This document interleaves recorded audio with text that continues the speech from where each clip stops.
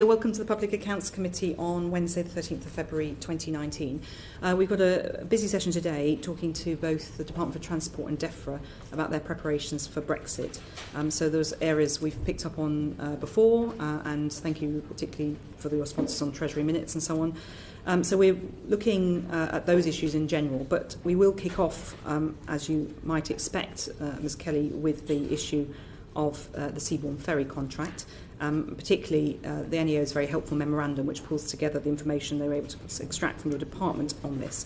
But obviously that is a part of the bigger picture about overall preparedness for Brexit, and both your departments are quite intertwined in the fact that the Department for Transport's preparations have a major impact potentially on DEFRA's preparations and vice versa, so which is why you're both in front of us today. So I'll introduce our witnesses. We have from my left to right Claire Moriarty, the Permanent Secretary at the Department for the Environment, Food and Rural Affairs, a regular visitor here. Welcome to you, Ms Moriarty. Thank you. Bernadette Kelly, who's the Permanent Secretary at the Department for Transport. Welcome back to you. And Lucy Chadwick, the Director General, one of the Director Generals at the Department for Transport. Can I just check, Ms Chadwick, what your exact responsibilities are? Because Director Generals are general terms. So. Yes, so my job title is International Security and the Environment, and the international covers aviation, maritime, and actually much of our Brexit and international negotiations. Right. So that explains to everybody why Ms Chadwick's here in particular. So I'm going to ask Ms Moran to kick off with on the Seaborne issue. Ms Moran. Thank you. So, Ms Kelly, why did you wait until September of last year to press the button on seriously considering no deal? I don't think we did wait until September to press the button on seriously thinking about no deal. I think quite a lot of the work streams that we have had in play have been in play for a lot longer than that. Many of them are addressing some of the challenges of no deal as well as the challenges of deal. So I don't quite recognise the characterisation of us only thinking about this in September. I would say our preparation stretched back a lot further. This comes directly, to the ferries in particular. Oh, right, okay. So on the issue of freight capacity in particular, I would say that firstly we had been thinking about it for a period of some months actually as a potential issue. Certainly through the summer we'd been talking to the industry, keeping in touch. I think what actually crystallised our thinking into the need to develop a suite of possible government interventions were probably three things. First was the general decision across government in the summer of 2018 to step up no-deal planning. That was a sort of conscious and kind of particular moment, I guess, for my department as for others, when we absolutely were part of that broader effort in terms of refocusing our efforts on no-deal alongside our deal planning. I think the second thing is that we were observing two things happening through our communications with the industry and more widely. One was that we could not see at that point evidence that on the French side of the border the authorities were starting to take seriously their own no-deal planning, if I can put it that way, in terms of thinking about the kind of systems and infrastructure you would need to put in place, in particular at Calais, to ensure the free flow of goods. And that led us in turn to rethink some of our planning assumptions around the extent of disruption that we might expect to see in a reasonable worst-case scenario. So at that point, as we saw what was happening on the ground or not happening, thought hard about the evidence in front of us. We also thought very, very hard about what that meant for what assumptions we should now be working towards. And at that point, and I think the NAO report identifies this, we took a decision following very intensive cross-government discussion. Ms Chadwick can describe in more detail, if needed, how we went about that modelling, but it was a cross-government effort in the end and decision that we should contemplate and be preparing for as much as 6 months of disruption as opposed to the previous assumption, which was 6 weeks. So that was the second important trigger. And the third thing I would point to, which I think also crystallised our thinking and the need for action, was that we had been watching to see how the market was assessing the situation and the extent to which there might be, as it were, a natural market response coming from both the freight industry and users.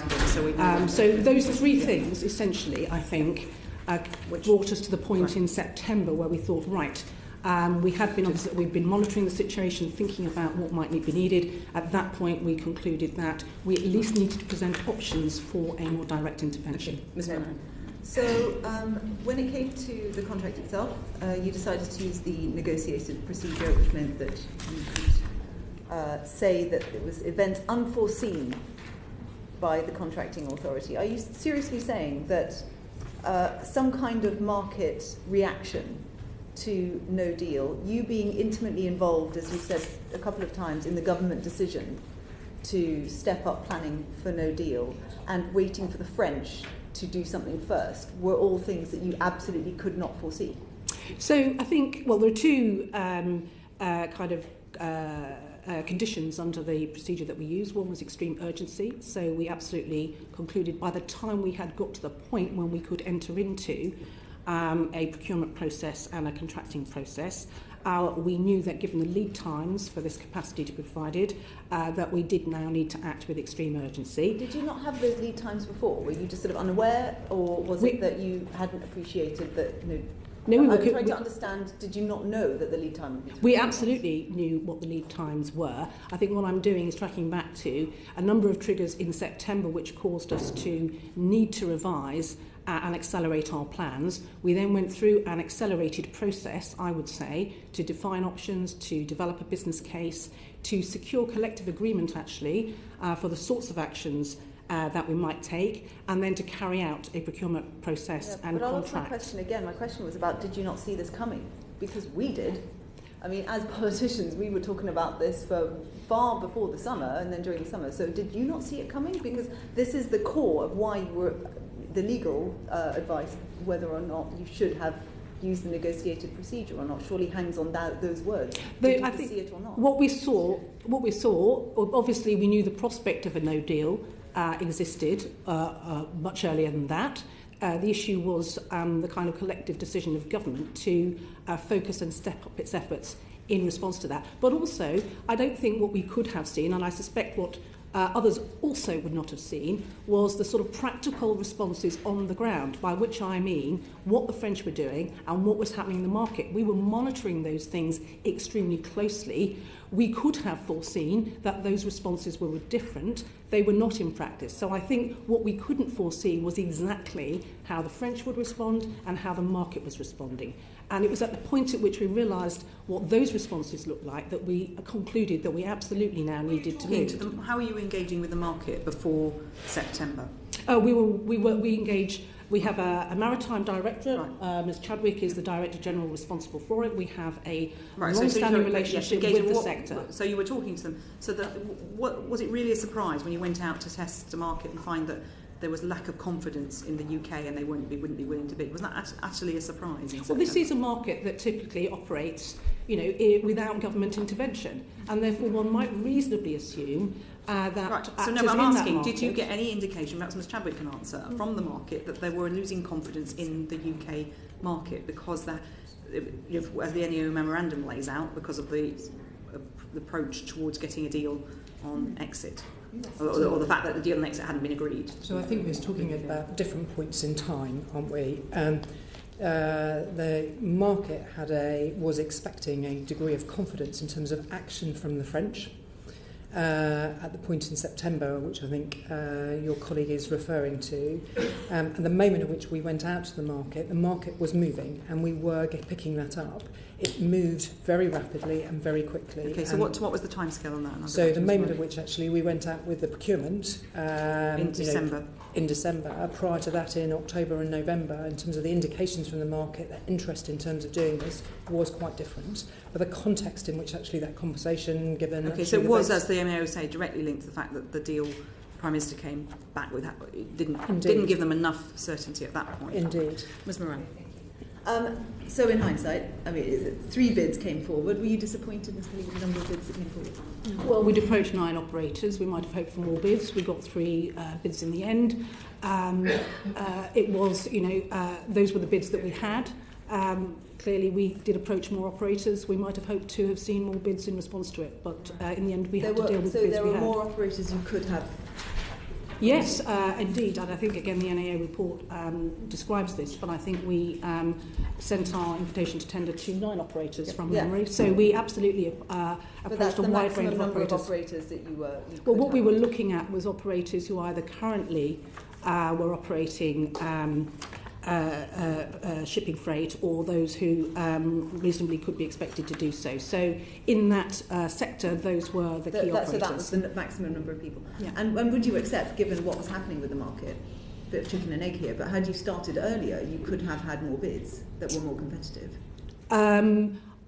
Look, it's with hindsight, I don't know what might have happened. It's not possible. We acted. I think we acted as rapidly as it was possible for us to do so, given the things that caused us to decide to take this intervention.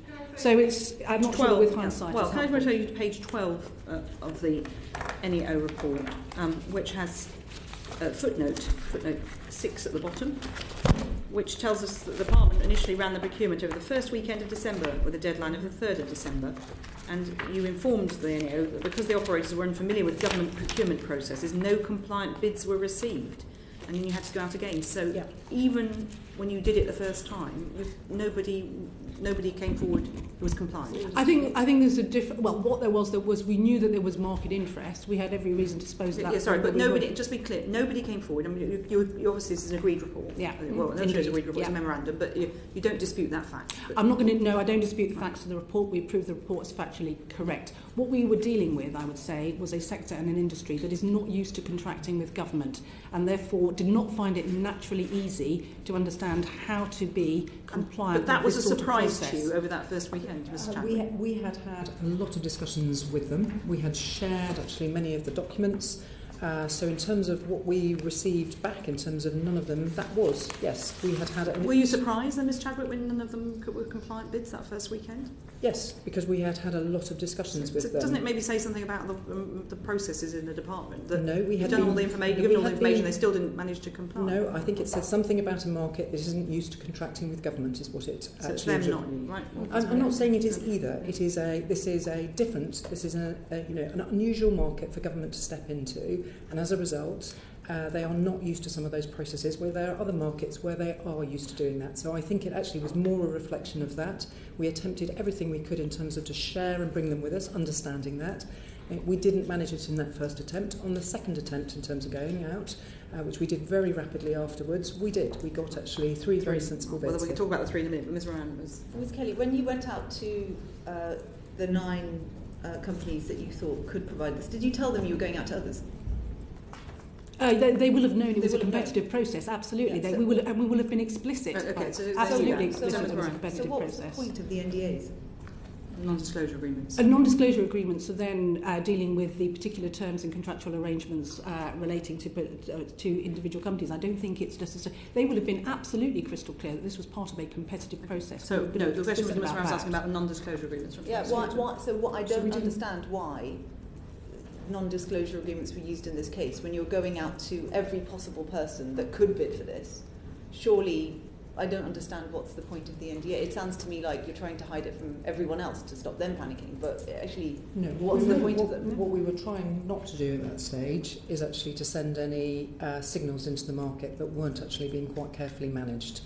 And this is a subset of the market that we judged who was capable of responding to this. This was not the total market. If you look at the total international market for both operators of ferries, there's a much, much broader market. And these were the ones who operate actually in the UK or had plans to operate actually in this particular market. And is that a decision that you had taken yourself, or is that a decision that had been indicated from cross-departmental so was it government-wide? Yeah, because the non-disclosure that you've been doing with no deal. So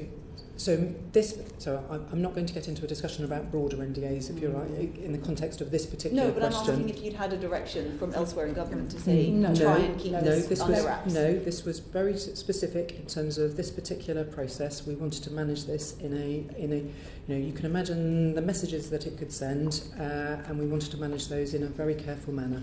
But why this one and not any other one? Because of the timing, particularly around actually the Prime Minister's deal here and the vote around all of that. So all procurement that you were doing around this time in your department was being done under non-disclosure? No, only this particular one. But why? Because of the timing of this and the particular... So there was no other procurement going on along these There lines will- elsewhere in your department? I'm sure there were other procurements. There will have been other active procurements that were not managed in that way. Okay, so why this one, only this one then, you're saying? And I'll ask Ms Kelly because you've got the overview of the entire department. If some procurement that was being happened at the same time, because why would this one? We're engaged in procurements all the time, Yes, relating to our general transport business, and which are wholly unconnected with our planning for Brexit. And so the Brexit ones. So this obviously had a particular set of sensitivities, as Ms Chadwick has described, relating to our wider handling of Brexit preparations. Right. So it would be correct to say that no other Brexit-related procurement that was happening around this time. I don't know that because I haven't checked that fact. But we know that across government, and Ms Marathi can probably acknowledge this from her own department, there are non-disclosure agreements around Brexit work. So you're saying this was a decision about this contract, but we've also heard from, I think from you as well, Ms Kelly, that there are non-disclosure agreements as a result of the sensitivities of managing Brexit. So which is it? Is it your departmental decision, or was it the wider government decision? We're still a little unclear. So I would say in this instance, the conduct of this process was one which the department was managing and taking decisions around. We would have been within that taking judgments around the use of non-disclosure agreements, both in terms of commercial sensitivity and wider sensitivity of our Brexit planning. Given you were only going to 9 people and they all knew that they were in a competitive race, what was the point of the non-disclosure agreement? Exactly. Well, it is still the case that a lot of procurement activity that we do is commercially sensitive and is quite often covered by non-disclosure agreements in various forms and shapes. You were only going to say one part, no, it was specific, and you didn't. I mean, there's a further questions about stakeholder management later, but when you're going to everyone who could possibly do this service, why not just have an open and transparent procurement process? I will repeat, I think this was an extremely sensitive moment given where we were actually in the Prime Minister returning with a deal from... So it was sensitive at government level. It wasn't sensitive about the letting of this particular contract for some freight. It was more about the government issues. That's correct. That's helpful to that. Ms Flinton. I just wanted to pick up on the answer around the markets not used to contracting with government. How much did you foresee that as a risk when, during the summer, you said you started to rethink the strategy and rethink what might be an outcome here? Because surely that should have been preempted if you were doing a proper risk assessment and counting that in. Well, we were thinking, obviously, I think during the summer we had not reached the point at which I think we would have taken the view as a department or taken a collective view in government that we needed to proceed to directly intervene to procure capacity in the market. And the conditions had not reached the point that would lead us, I think, to that decision. We were, throughout the process of developing the business case and the optionality, and as the NAO report sets out, we looked at a very wide range of options. We were kind of a sort of factoring into that what we understood to be the market's readiness to engage in this sort of procurement process. So I would say that was very much a part of our thinking. But as I say, the other thresholds, in a sense, that would have led us to conclude that we needed actively to intervene this way simply hadn't been reached until we got into the autumn period.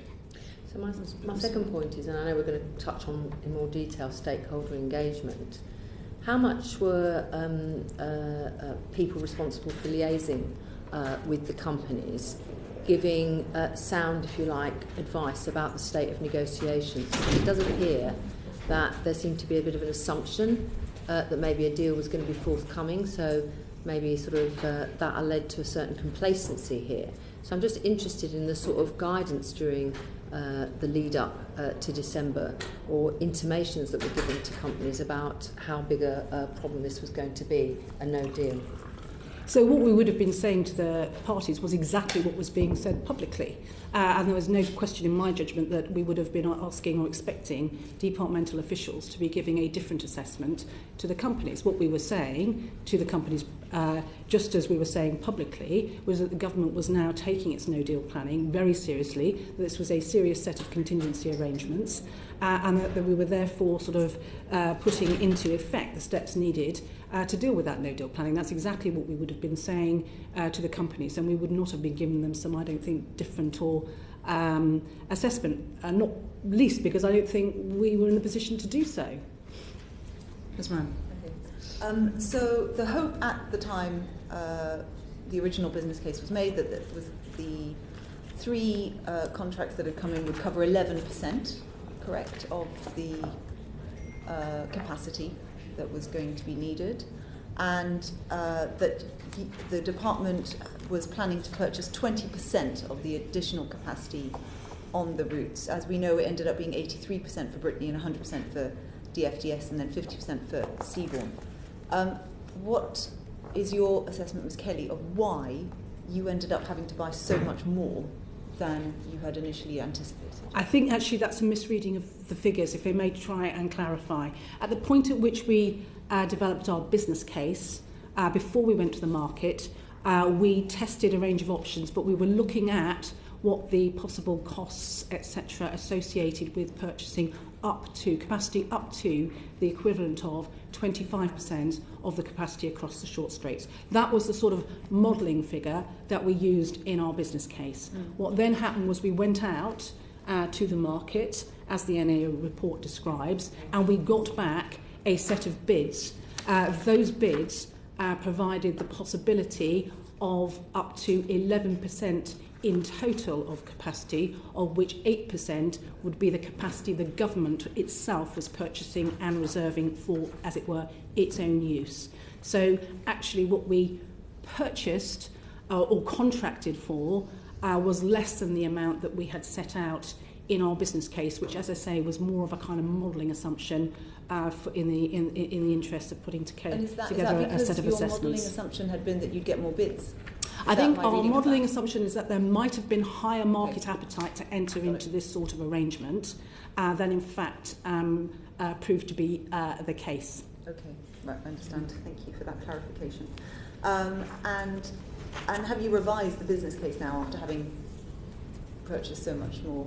But we haven't purchased more, we've purchased... Well, no, but less. Is there any revision of the business case as a result? What we've been doing, what we were then doing, what I certainly did in my accounting officer assessment elsewhere, was we constantly were sort of at various decision points ensuring that any decision that was taken to proceed with the contracts could still be sort of justified in terms of value for money, as well as other aspects of managing public money. So whilst we didn't do a sort of full business case revision from memory, because many of the options in the business case had by that point been discounted, what we certainly were doing was looking at the kind of potential cost now to government of the bids on offer versus the benefits that we thought those contracts could secure. So yes, we were constantly revising that and keeping that under review throughout this process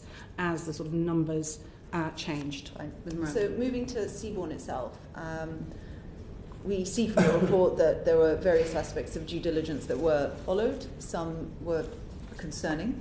And why did you award the contract Seaborne when it was non-compliant with the requirements set out in the invitation to tender? Okay, so I think in the case of two of the three, there were some bids, there were some non-compliances, but they were of an order that we thought enabled us to continue legitimately with a process. But it's perhaps worth me just saying a little bit in response to the general question of why would we contract with Seaborne. And I think there are a few... We're going to have questions for you on it, so if you can give us a quick answer. Yeah. Go. Do you want me to answer that question? If you answer that question, then we're going to need a lot of background. So, well, look, let me just say a few things, because there's obviously been a lot of media noise about this, but it's perhaps helpful to clarify how we viewed it in the department. Firstly, it is true that Seaborne was a start-up without a proven track record, but it was a known quantity in the industry, a kind of a fledgling company that had been seeking to set up a business for some time and had been working with Ramsgate to that end. Secondly, I think the business model actually that Seaborne presented was a plausible one for the industry. So the issue, the fact that they were planning to lease ships rather than owning those ships was not in any way abnormal or remarkable for this industry. And there was an industry piece in Lloyd's List, for example, that described that, I think, very thoroughly about the time. Thirdly, I think the senior management did have very considerable experience in the sector. Fourthly, we knew that they had some credible backers. Specifically, we knew Arklow was a prospective backer with serious intent. And finally, we did do due diligence, and that did not uncover any reason for us to think this was not a fit and proper entity with us for us to contract with. How can that be true when... Ms. Moran. So Deloitte, where is it?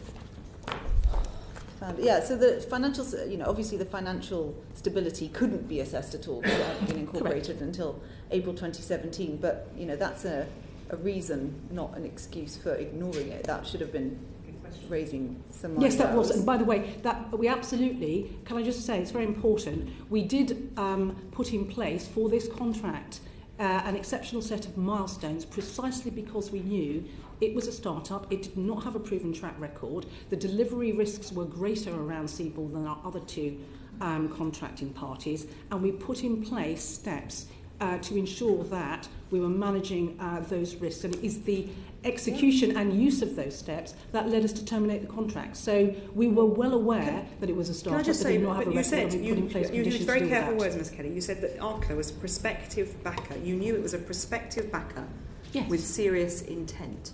Did you have any paperwork to show that ARCLA were actually going to be the backer of Seaborne? We certainly, during the course of December, did have kind of evidence that confirmed that they were a backer who were intending to. What evidence was that? They had presented evidence to Seaborne, words to the effect that yes, we look forward to working with this company as a trading partner. Words to that effect. I don't know, can't give you the precise details, but could you write to us with the details? But we were certainly, but needless to say, in our own due diligence as well as that carried out by the companies, we were asking the questions. This is a start-up company. Can we believe that it has the sort of backers that would allow us to think when it did can you deliver first this get plan? a letter or any comfort from ARCLA directly? We got a formal letter to my Secretary of State from ARCLA on the 15th of January from recollection. Right, so after you'd let the contract? Yes, after, but we had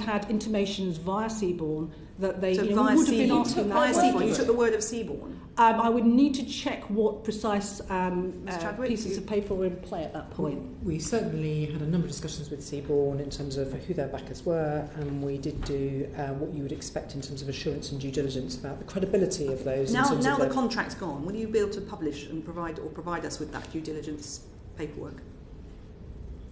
We can investigate. It's happened in other cases in government. It wouldn't be unprecedented. So that's a yes. I'd like to write to the committee once we've had a chance to review exactly what documentation exists, and we can. The reason for pausing is some of this documentation is shared with you at the time in terms of commercial confidence. So the pause is we just need to make sure that we're not contravening in sharing any information that would be commercially sensitive information. Understood. You can come back to us. So,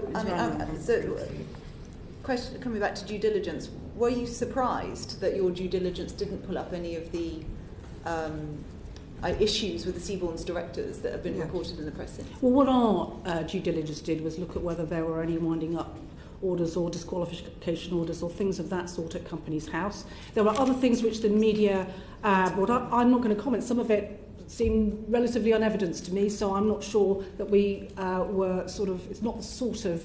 I think the media were then looking for all sorts of things to publish about those people. What we did was, I think, the normal level of due diligence that we would expect to do, namely, is there any evidence on the record that suggests that these people are not fit and proper people to be in this position in a company which the government is contracting with. I understand that, and I would accept that if there wasn't everything else that was not possible to do due diligence on, like their financial stability, like the technical note that said that it would be a pretty management, it'd be really difficult. So how shouldn't you have done more due diligence on the backgrounds of the directors of Seaborne than you would normally have done? The step we chose to take to give ourselves confidence and to ensure that we were managing the delivery risks around this was to put in place a series of milestones to which we were then strictly managing Seaborne to ensure that they were delivering but you did against those milestones. You did no formal due diligence on their management backgrounds, is that We correct? did the due diligence that Slaughter and May carried out for us, which is the normal due diligence we would do in circumstances of this sort. So yes, we did do formal due diligence,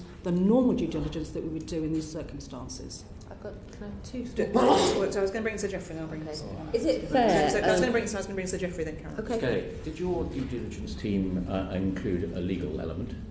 Sorry, a legal did element? Your due Yes, it diligence did. team, and they produced a report on this prospective contract? I'm not sure I recognise a report on this prospective contract. What we were doing throughout this process was seeking advice from a number of sources. So we were getting advice from Deloitte on financial stability and also on pricing. We were getting advice from Rob McDonald on the technical aspects of delivery. We were getting advice from Salter and May on some of the legal issues. So we were getting advice throughout these processes. From Salter and May and law firm. Yes. So what I'm specifically interested in, surely if you had a legal team on board, and a critical part of this contract was the leasing of the 50 ships from Arklow. At the very least, ships, no. Or however many ships? How many ships was it? Two. At the very least, I would have expected before the government accepted this contract to have seen some heads of terms of agreement between Arklow and the company as to the terms that they were going to lease these ships on. Was there any heads of terms? Was there a draft lease? Was there an actual lease? So what the milestones then contained were a number of specific steps that we expected to have been achieved at various points along the way, which would give us confidence that the ships that Arklow was going to sort of acquire on behalf of Seaborne, that the contractual arrangements were in place. They were not in place at the point at which we signed the contract, but we put in place milestones to drive that process and to ensure that those things did happen within the timeframes that we needed to see them happen. But Ms. Kelly, my daughter is a high-powered IP and M&A lawyer. When commercial companies are doing these sort of deals, they can be done in 24 hours. Why was it that you didn't have the proper legal paperwork in place, given that this deal was predicated on the basis that the company had no ships, it had to get them from elsewhere, it chose to get them from Arklow, there was no paperwork which gave any form of comfort to the government that they were actually realistically going to be able to obtain these ships? I think our assessment was that there was sufficient evidence to think that they could realistically achieve this. We knew that not all of those contractual arrangements had been entered into. That was explicitly understood. But what we then did was put in place, as I have said, a set of milestones to drive that process. You're going to consider carefully what evidence you can publish or give the committee on this whole matter. Will you please specifically cover this? It seems to be incredible that the government could contemplate letting a contract like this without sufficient comfort that these ships were actually going to be available. Can I move on to can I just say, one second question? It was important that we were taking a informed judgment about whether it was credible that those ships would be available. Our informed judgment was that it was. The sequence of events, I guess, of this particular commercial matter was in order to for Seaborne then to be able to, as it were, secure contractual arrangements with its backers.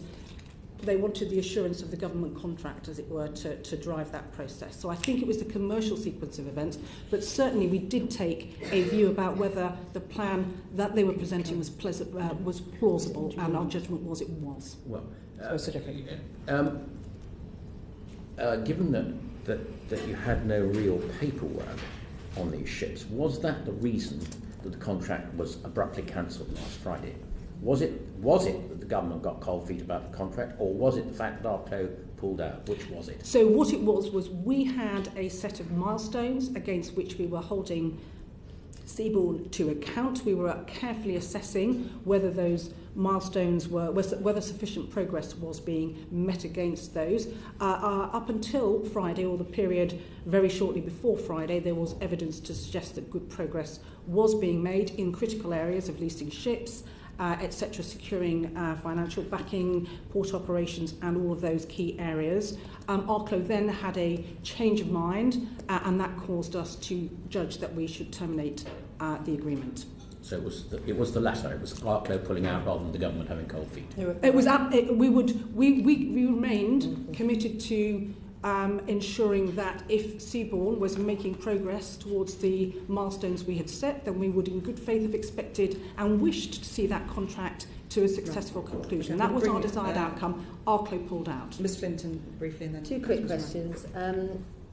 You wrote to the committee chair on the 8th of February. It was sent at 5 p.m. on Friday the 8th of February. By 7 a.m. next day, the media were reporting that DfT has ended its contract with Seaborne Freight after Seaborne has lost the support of its financial backer Arklow Shipping. On Monday the 11th of February, the Secretary of State told Parliament that Arklow Shipping suddenly and unexpectedly, quote, withdrew its backing from Seaborne. When you wrote that letter to the committee, which was to update us ahead of this hearing, were you aware Arklow was pulling out? I signed that letter earlier in the day. I was aware that there was a question, certainly, and a risk. The decision had not been taken, it had not been agreed and communicated to the company, and you can quite understand that until this has been communicated by my Secretary of State, then I was unable to communicate it to this committee. Would it be fair to suggest that the department would likely have declined to award a contract involving such a significant amount of risk had the response to its invitation to tender not proven so disappointing? I don't know. You're asking me to speculate on a set of circumstances that didn't exist. The circumstances was that, as you've said, Seaborne was a new company. It did not own or charter any ships at the time. My colleagues have gone through and pressed on the arrangements to ascertain how concrete the relationship between Arklow and Seaborne was likely to be. Due diligence has been talked about, but along with that, the Port of Ramsgate required a programme of infrastructure works before it could be made ready for sustained roll-on, roll-off use, as well as the Mayor of Ostend saying they weren't necessarily going to be ready to receive either. That's a pretty long list of concerns, and therefore I ask the question again. Is it fair that you would have likely have declined this if actually there had been a better response to the contract that was tendered? We might well have continued to look at whether we thought this was. I think we would have continued on any circumstances to continue to consider whether this was a sensible proposition in its own terms. There is actually a particular strategic value actually in a Ramsgate Ostend route, and that was interesting to us. It's a hypothetical set of circumstances you're describing. I think had we had a much stronger market response to the invitation to tender, we might well have contracted for a higher volume, which might well have included Seaborne in those circumstances. But I can't speculate really on exactly how we would have responded to a different set of propositions and responses from the market. Have you ever managed, Ms. Kelly, another contract that had this many concerns with it, with this many milestones, at any point in this department?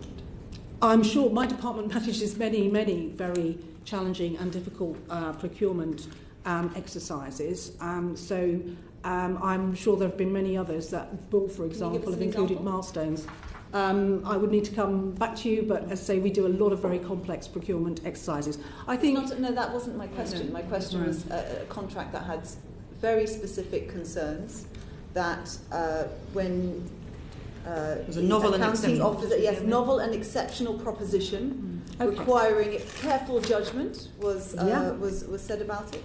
How many times has this been done in your department? So it's worth. We talk a lot about the contractual processes here, and I understand, of course, why the committee would be interested in those. But can I just sort of put it in a bit of context, because actually you're using my language now, and I think therefore I'd like to explain why I use that language. Yes, please do. So, my department was actually taking steps on behalf of the whole of government to secure capacity for essential goods in the event, things like medical supplies, in the event of significant disruption, which we recognise is a reasonable worst-case scenario event in the event of a no-deal Brexit. That is a very novel and exceptional set of circumstances. And what my department was trying to do in that context was act at pace to secure the necessary capacity as part of a wider contingency planning effort. Now, that did require, without doubt, some quite difficult judgments to be made about the balance of risk on one side versus the benefits we were seeking to secure on behalf of government on the other side. So in that sense, this is a very unusual procurement. Yes, paragraph 2.20 lays out very clearly. And actually, by the way, I think we acted reasonably and responsibly throughout when you consider the circumstances in which we were acting and the benefits we were trying to secure against some of the challenges we were trying to deal with around delivery. And why did you not seek a ministerial direction for this particular contract? Because my assessment as an accounting officer was that it met the requirements of managing public money, and therefore a direction was not required. Would you, if you had a contract like this outside of Brexit, would you have sought ministerial direction? I have I cannot speculate on what I would do in a different imaginary situation that does not exist. That's right. That's interesting. Can I just ask him, when Moran gathers her thoughts for the next question about the Ben Sharp, one of the directors, did you do any assessment on any of the individuals to see if they were fit and proper people to be running a company? Well, I think the general assessment that was done by Slaughter and May of the usual sort into the directors of the company to assess, to ensure that there was no reason to assume they were not fit and proper. That is my understanding of exactly the due diligence that was done. Okay, and so have you seen that due diligence yourself, or has Ms Chadwick seen that? Yes. And you were content that they did enough deep diving in that, given that it was, as was Moran and others highlighted, it was a brand new company? Was it appropriate for the circumstances of a brand new startup? Yes. Okay. And can I just ask if there were any other investors in Seaborne other than Arklow that you had to check out? Yes, there were.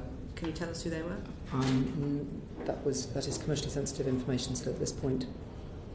But were they companies or individuals that gave you comfort that this was Yes, they did. They were solid, well-established individuals or companies? Individuals or companies? They were companies. They were companies. In the shipping industry or back of investment? These were backers of other shipping companies. And then I just want to pick up on Ms. They back other businesses, but they do back actually into the shipping sector. All right, well, we look forward to getting paperwork on this, and if not, I'm sure the NEA will have a chance to look at this as well. Can I just ask about Thanet Council, which Ms Flint touched on? It was interesting timing that the Thanet District Council refused to pass its budget on Thursday last, so the 7th, and then the contract was pulled on the Saturday.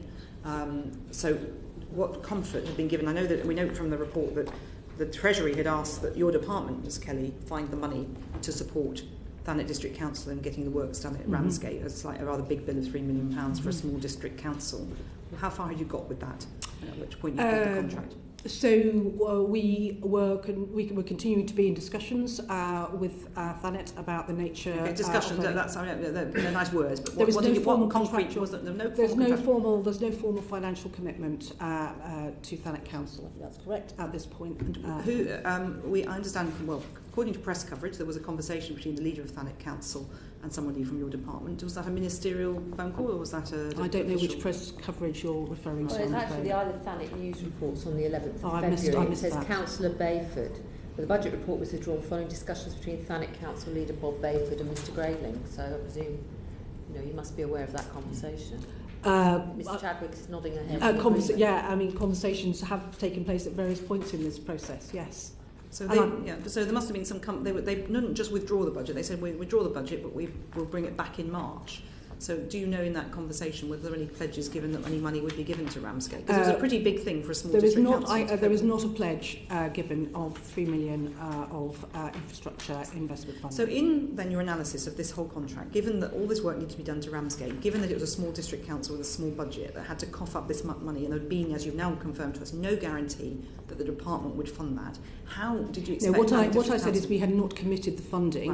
Right. We had been in discussions with Thanet Council throughout this process. We fully recognise it's a significant sum of money. Clearly Thanet Council would not be able to fund that sort of infrastructure works itself, and so clearly we had been in discussions to indicate that were this proposition to go ahead, we would find a way to support the infrastructure investment needed in order to make it feasible. Clearly, if the route isn't going to go ahead, if there isn't going to be an operating service, then that investment would not go ahead. But this was all still in play up to last Thursday, the 7th of February. Yes. How long was it? Did you expect these works at Ramsgate to take? They're relatively straightforward, sort of dredging and moderate sort of infrastructure works. They're not very, very major works of the sort that would take large number of months to complete. So how long did you expect to take? Well, we were expecting them. They were on the timeline to be completed for the beginning of this service. Had the Seaborne contract.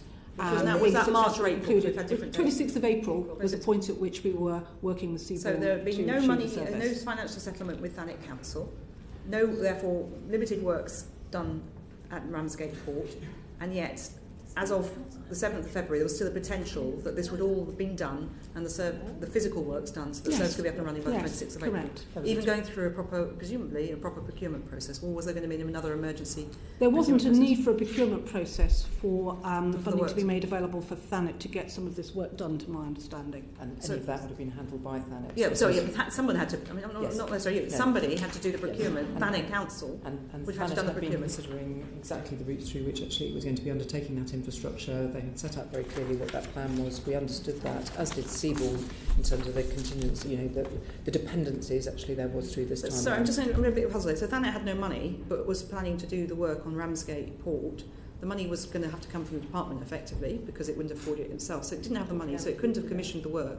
So it hadn't commissioned the work as of the 7th of February. It was going to delay its budget to the 11th of March. And this is a point where you didn't know that it was all going to go wrong and Seaborne was going to be right out of the picture. So from the 11th of March to the 26th of April, is it really going to be possible to do that work at Ramsgate? So this is not a set of novel plans that we're talking about here that Thanet have had around Ramsgate. For a number of years they've had ambitions in terms of to undertake this infrastructure work and actually to mean that it could do much more extensive ferry operations. So this is not something that has sort of emerged out from nowhere. They have been considering this over a number of years, as much as they have been considering options to actually mothball the port. So both of those were serious propositions that actually they were looking at in terms of their budget discussions. But I think your questions probably are ones to ask of Thanet. I mean, we have had numerous discussions. Well, sorry, but this was a major part of your BrExit planning. You needed to be sure what was going to happen. And you were relying on Thanet District Council. And we have done a lot of assurance through actually all of this process and understanding that could credibly happen in time. And Thanet District Council Chair that's going to go into purdah because it's got local elections. At the beginning of May. At the beginning of May. Yeah. So at the point when all of this was going to be finally... Well, it would have been completed before that. Before purdah. Yeah. So actually the date by which all of this had to be done would have been sorted out would have been before purdah. Yeah, the start 26th of April this would have been... And you feel confident that they would have absolutely been able to deliver to that deadline? Yep, and we had those assurances from Mott Macdonald as a major infrastructure company that this was quite simple work in terms of that could be undertaken to do so. We understood those dependencies and interdependencies. Can I just sort of touch on sort of what was happening on the other side of the water, again with the Mayor of Ostend. He expressed concerns about the proposed route soon after its announcement by the department. Did your risk assessment flag up Ostend's lack of readiness to host ro-ro ferries? So we had actually much more positive discussions with Ostend Port than were reflected in the comments by the Mayor. I think, Ms Chadwick, you might be able to say a little bit more about that, but we certainly, our discussions at working levels were reflecting a different state of readiness. And who was expected to fund the development of Ostend Port? This was all a matter of commercial arrangements actually between Seaborne in terms of the operations, both Ostend and some of this with Thanet as well. So, Seaborne as an operator which is bringing in revenues, playing actually ferry dues, etc., is kind of part of and a critical kind of entity in agreeing all of that. We looked at that in terms of the plans and discussions that they'd had, as much as we undertook some of our own separate discussions, but the mainstay of these were done by Seaborne. And we had reassurances. Now we've listened to the same press conversations from the Mayor of Ostend. They are different from those that we've heard from his officials and actually the port. Sir Geoffrey. Ms Kelly, given that getting goods in and out of this country by road and sea is probably the most important aspect of BrExit, this question is designed to probe when you actually thought about this specific aspect. Was it in your March work streams and the RAG ratings you were reporting through DEFRA to the Cabinet Office? Was it in the May critical path analysis? And if not, why not? So I may not be able to give a detailed answer on exactly those timelines because I don't have that information in front of me. What I would say is that one of the things that we had been doing certainly from, I would guess, March, if not earlier, was looking at what our planning assumptions were about movement across the border and what the impact might be of a sort of no-deal Brexit. Those planning assumptions, I can't remember when we first started formulating those planning assumptions, but we were certainly through the summer and possibly earlier than that, looking very hard at, given the information we had, given what we knew was happening on the ground, given what we know about modelling flows of traffic, we were looking at what were reasonable planning assumptions about potential levels of disruption that we might need to plan for. As I said earlier, though, until rather later in the autumn, those assumptions were leading us to conclude the level of disruption would not be as great as that which we subsequently thought we might need to prepare for. I think perhaps Chair, it might be useful if you could write to the committee giving us a precise timelines when you actually started to think about this matter, which, when it was in the reporting process next to you, and whether it was in that critical path analysis in May.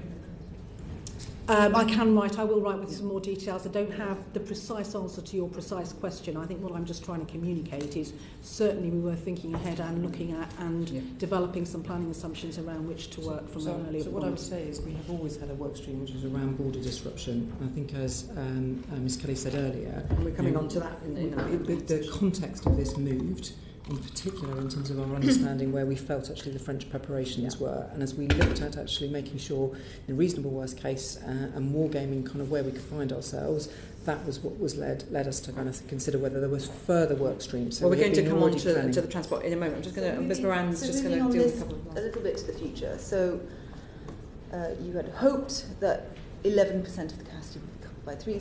Am I to understand that the 2 contracts that are left would cover 7? Is that correct? The 2 contracts that are left will give us 6% of government of government reserved capacity, if I can describe it in that way, i.e. capacity which we will determine how that capacity is to be used, and probably another 1 or 2% on top of that of market capacity. Okay, so up to 8. The hope was up to 25. So there's a bit of a gap. Business case modelling assumption. That was a business case modelling assumption. Okay, and there was then a process really of consideration about sort of what was an appropriate level versus what was a level. I suppose is what Ms Moran's asking. Yeah, what do you need? What do you look? Well, there was a debate. We needed to consider both what the market was prepared to bring forward and what the government thought it was appropriate for it to procure. In the end, we were led by the market on this, probably because it came in at a lower level than our sort of business case. I think we're going to come on to Ms Moriarty, who's sat very patiently, and apologies to her for having to let you had a cup of tea if we realised we were going to take so long to get these answers. But there is a need for other departments to have this capacity, which we're going to come on to. So I'll bring Ms Moriarty in a moment. But Ms Moran. Yeah, absolutely. So where are you going to get the rest of the capacity that you need? Is it going to be from Eurotunnel, for example? So we are still looking at options for whether a government could secure any further capacity, whether by ship or through the tunnel. Because freight is where it is. So what's the plan? So, as I say, we are looking at options, but I think it is fair to say I do not think at this point in time it is likely that we will be able to secure a large amount of further government reserved capacity. Precisely the reason we went through an emergency and accelerated procedure before Christmas was because of the lead times, etc., that we need to do this. So I wouldn't want to mislead the committee into imagining that there is a plan now that will lead to the government securing a very, very large amount of further additional capacity. We look at you're talking about maritime freight. Maritime freight specifically, or no? We're looking at rail and maritime. Right. Okay. So what's happened with Eurotunnel? Why are they suing you? There is obviously a legal challenge from Eurotunnel. I need to be, I'm afraid, quite circumspect in what I'm able to say, given that is a live case before. Well, it's not the court. It's not sub judice, so please. Well, look, they are raising a legal challenge against our procurement process. That is obviously a matter for them to do. I'm confident our process was lawful, and obviously I acted on legal advice, and the department acted on legal advice in determining how to take that process forward and what mitigations are needed. It is up to now the courts, I think, to determine, and Eurotunnel to determine what the next steps are. I'm afraid I can't really say a great deal more than that, whilst there is a case ongoing. But it's not sub judice. So it's not sub judice. But before that, is this just not a catastrophic failure of stakeholder management? I don't agree. I think in the end, Eurotunnel are a commercial entity. Many commercial entities will take whatever steps they can to seek legal redress when they see those opportunities arise. But all along, you've been saying that you understand the market, okay, freight, but I'm assuming that you equally have an understanding or a communication with other markets that you are relying on. Yep. This is the main plan. So why have Eurotunnel taken these steps? It sounds to me like you'd waited until to engage with them because the lead time was shorter. No. That's not what's happened? No.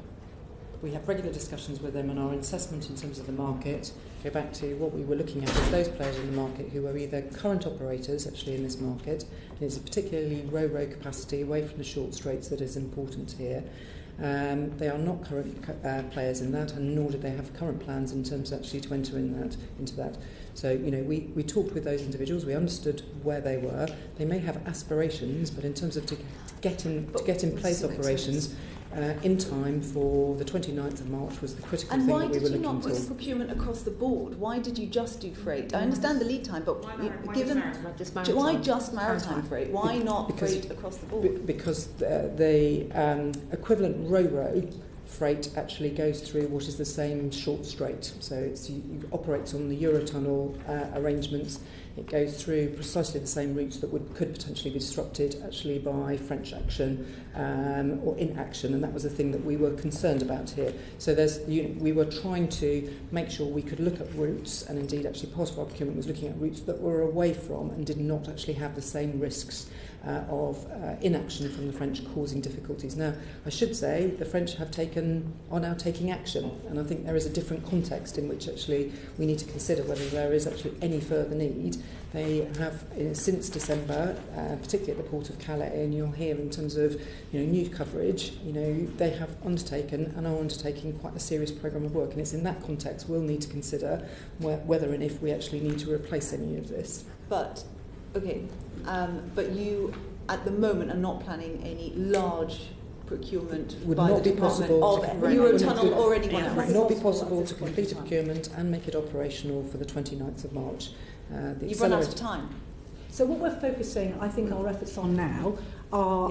just you've run out of time, though. Just to be clear, you've run out of time. Well, no, what we've been focusing on throughout. To be clear, this freight capacity has always been, as I say, part of a sort of a contingency measure, a suite of mitigations. What we're also doing and working extremely hard through the Borders Delivery Group, HMRC, and with colleagues on, is actually ensuring that the flow of traffic through the short straits is as smooth and effective as it can be. And as my colleague was beginning to explain there, we are now seeing evidence, actually, positive evidence, that on the French side, arrangements are being put in place which will ensure that some of our assumptions back in the autumn about a reasonable worst-case scenario actually do not materialise. So I think a lot of our efforts really is about minimising the sort of friction and the disruption. Well, we're going to come on to that in the main bit of the next bit of the session with Splint.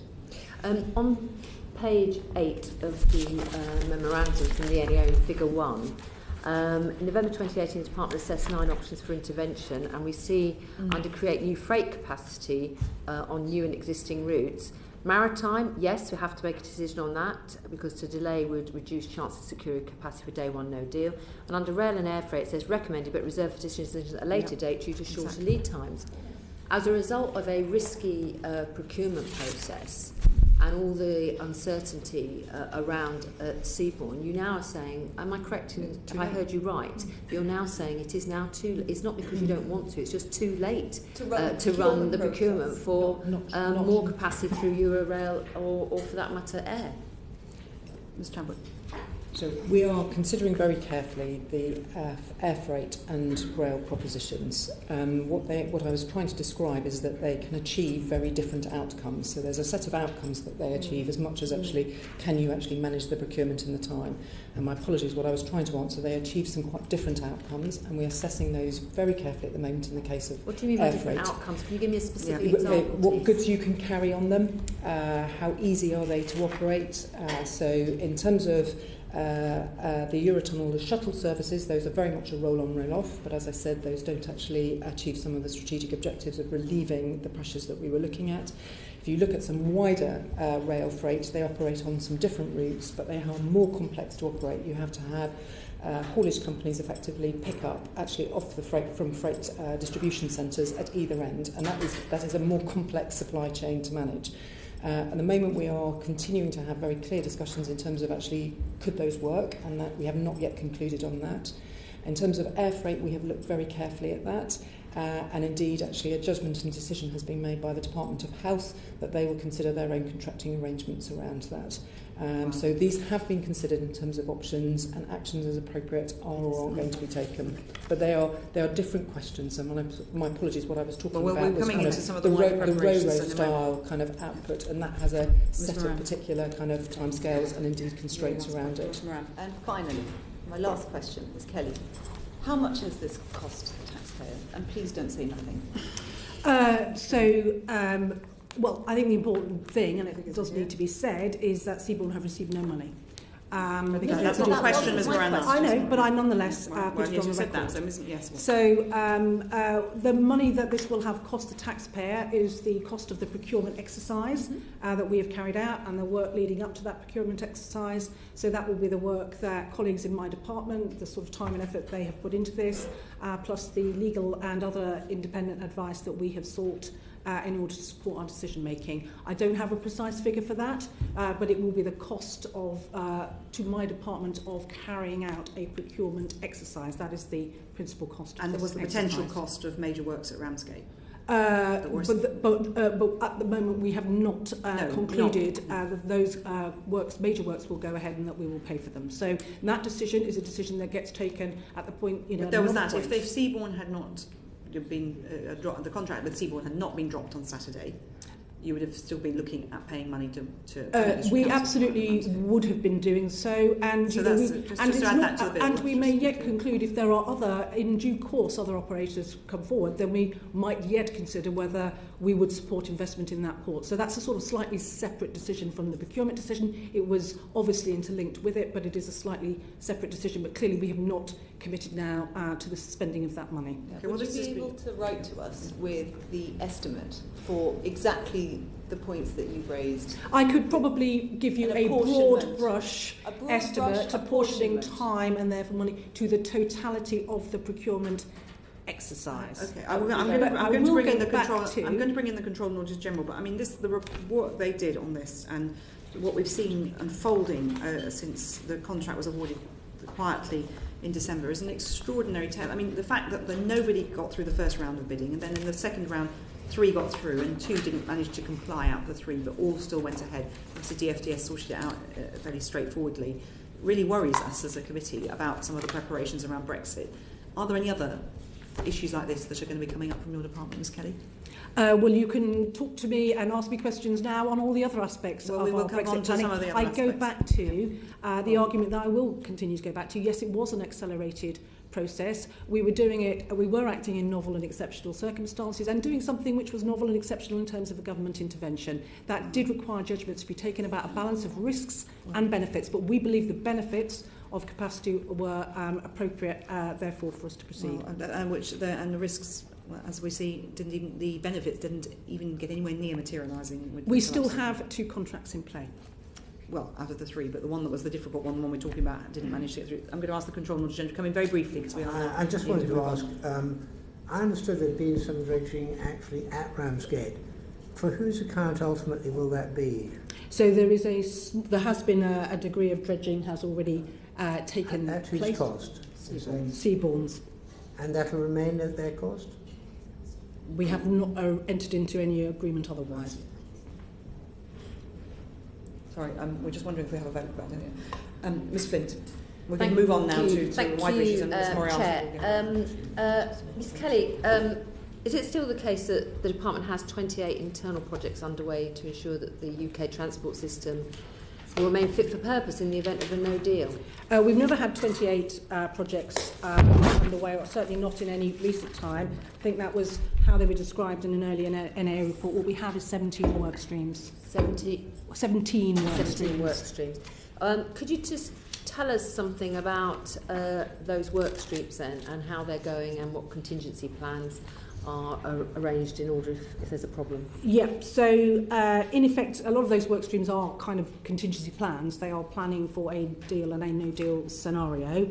I would say we are making good progress on the delivery of our 17 work streams, though, as ever, that's an awful lot of work to do in order to have them all in place for the 29th of March, but we can talk you through where we are both individually and collectively on those work streams. I think it's worth also commenting that we've seen positive developments on the EU Commission side, in particular into air service agreements and road haulage agreements, which give us a degree of confidence that there is also a real desire on the side of the Commission to ensure that there is the disruption to transport services is minimised at the point of, should we reach for a no-deal Brexit. What work streams do you put most at risk? So I would say of the 17, the ones that remain most challenging are probably Operation Brock.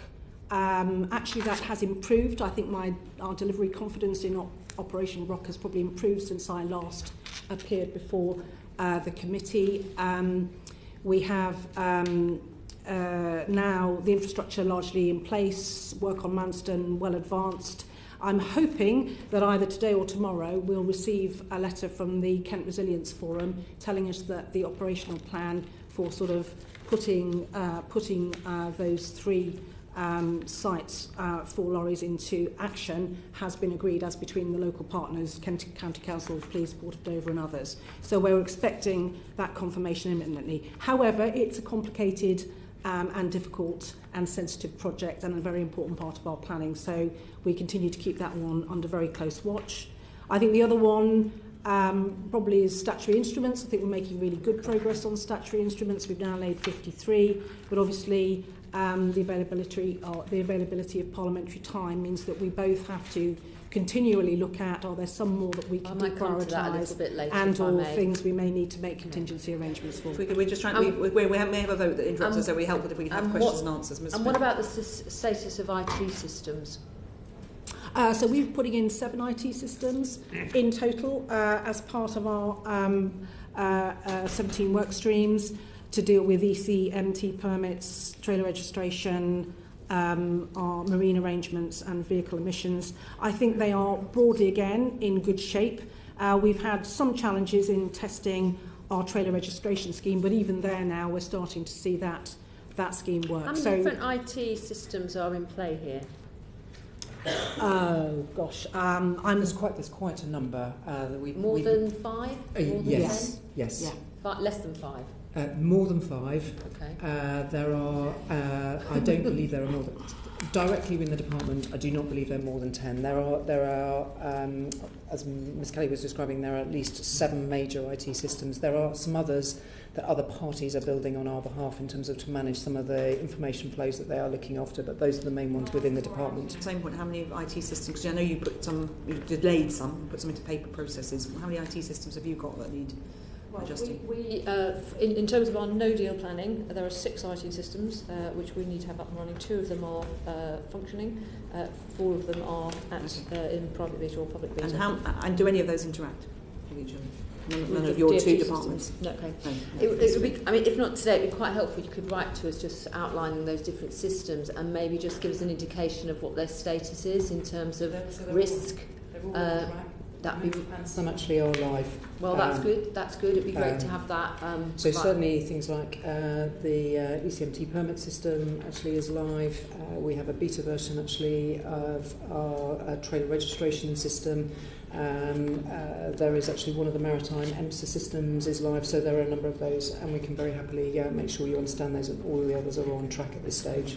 Okay. You mentioned Operation Brock between Manston and Dover last month. It did draw quite a lot of criticism. There's quite a lot of media attention to it, but also criticism from road hauliers too. What lessons have you learned from the test? So actually we thought, I think, and more importantly, to my understanding, Kent County Council and police force thought that the live testing, the live kind of testing was actually a very useful exercise. It was designed specifically to ensure that the sort of flows of traffic from Manston to Dover would work and were viable, and that sort of flow of traffic was the assumptions that were being made were reasonable. And I think what the testing did was sufficient to confirm that those assumptions and plans were right. So from that point of view, whatever the media may have made of it, actually it was quite a successful exercise. So clearly we continue to work on ensuring with the Kent Resilience Forum that is working. What have you changed in terms of your assessment as a result of the test? I would have to ask the Kent Resilience Forum to give us exact details of whether there are any particular points that came out of that they've now decided to change, but my understanding is that broadly what it did was confirm that the plans that they had developed were workable plans. And indeed actually even suggested that there could be some higher throughputs, but I don't believe they've utilised any of those. I think it would just be useful with any exercise to bear down on what came out of it in Absolutely. a little bit more detail and whether and what it has changed in terms of assumptions. And are you confident then, Ms Kelly, that plans to keep ports across the UK open for business whatever the outcome on the 29th of March will happen. Yes, I might ask Ms Chadwick to say a little about that. We have been working with other ports across the UK beyond Dover. I don't think we see that any of those present the same challenges that we see at Dover in terms of the potential for disruption, but I'm sure Ms Chadwick can say more. So we've done a range of modelling. We've got some further detailed modelling which we're just about to complete. Our view in all of them is that they certainly don't have major knock-on consequences of anything like the scale that you see around Kent. There's some which in the very worst case could see some minor backing up. There are some options in terms of to manage actually the distribution and schedule of ferry services from some of those ports, and that's a discussion that we're now making sure ports, local resilience forums and involving ourselves are continuing to make sure we work through. I cannot say that there wouldn't be any disruption on any parts of the local road network leading it into any other ports. There are scenarios under which that could happen, but nothing that would kind of create the kind of backlogs that we see in Kent and the kinds of consequences as a result. Okay, thank you. Moving on to the SIs. Figures before showed you have 65. Over half of these, 39 have been delivered today. I think 5 have been seen that could be done post the 29th of March. I think that's correct. What is the current status of the SIs? And what will happen if you don't deliver the required SIs? So I do recognise that the 5 that we have consciously decided, given the pressures on parliamentary time, could be delayed and dealt with after the 29th of March. I thought we laid 53.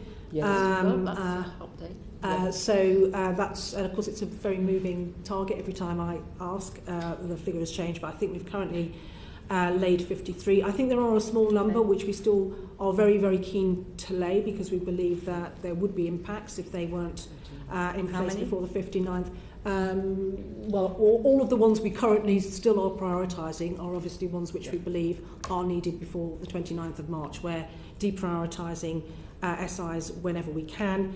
Equally, we are developing where, given that we know that there are pressures on parliamentary time and that my colleague Ms Moriarty and many other colleagues also have SIs to get through Parliament, contingency plans in the event that some of those don't get concluded by the 29th. How many has Ms Moriarty got? So we have 100 EU exit SIs. We now have our own sort of mini programme for SIs, which covers 152 SIs, of which 100 are EU exit, 27 are business as usual, 25 are Northern Ireland EU exit. We have laid put before sifting committees, 109 of them to date. We are managing them unbelievably tightly, and we are confident that we will get them through. So just to be clear, you've done 109 of 152. Yeah. Of which, what percentage were the EU exit SI? So that is the figure which I knew you were going to ask me, and I can't see it in front of me. Right, okay, well, if you can find it before the end of the session, tell us. If not, could you write to us? So just on the transport side, just for the record, of 65 statutory instruments to be delivered by 29th of March. 66. 53 have been laid. Yes. So that leaves us 7. Yes, I've got it right. So 5. No, 66. 66.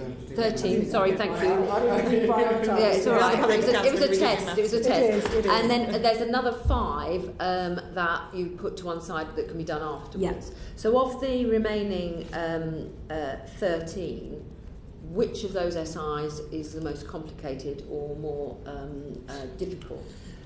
I'm not sure I have that exact assessment in front of me at the moment. I would probably need... Ms Chadwick? I'm fearly going to make me fall into the trap I did when I appeared last time, which is, I think, just asking questions. which we regard all of these as important SIs, which we would like to see through.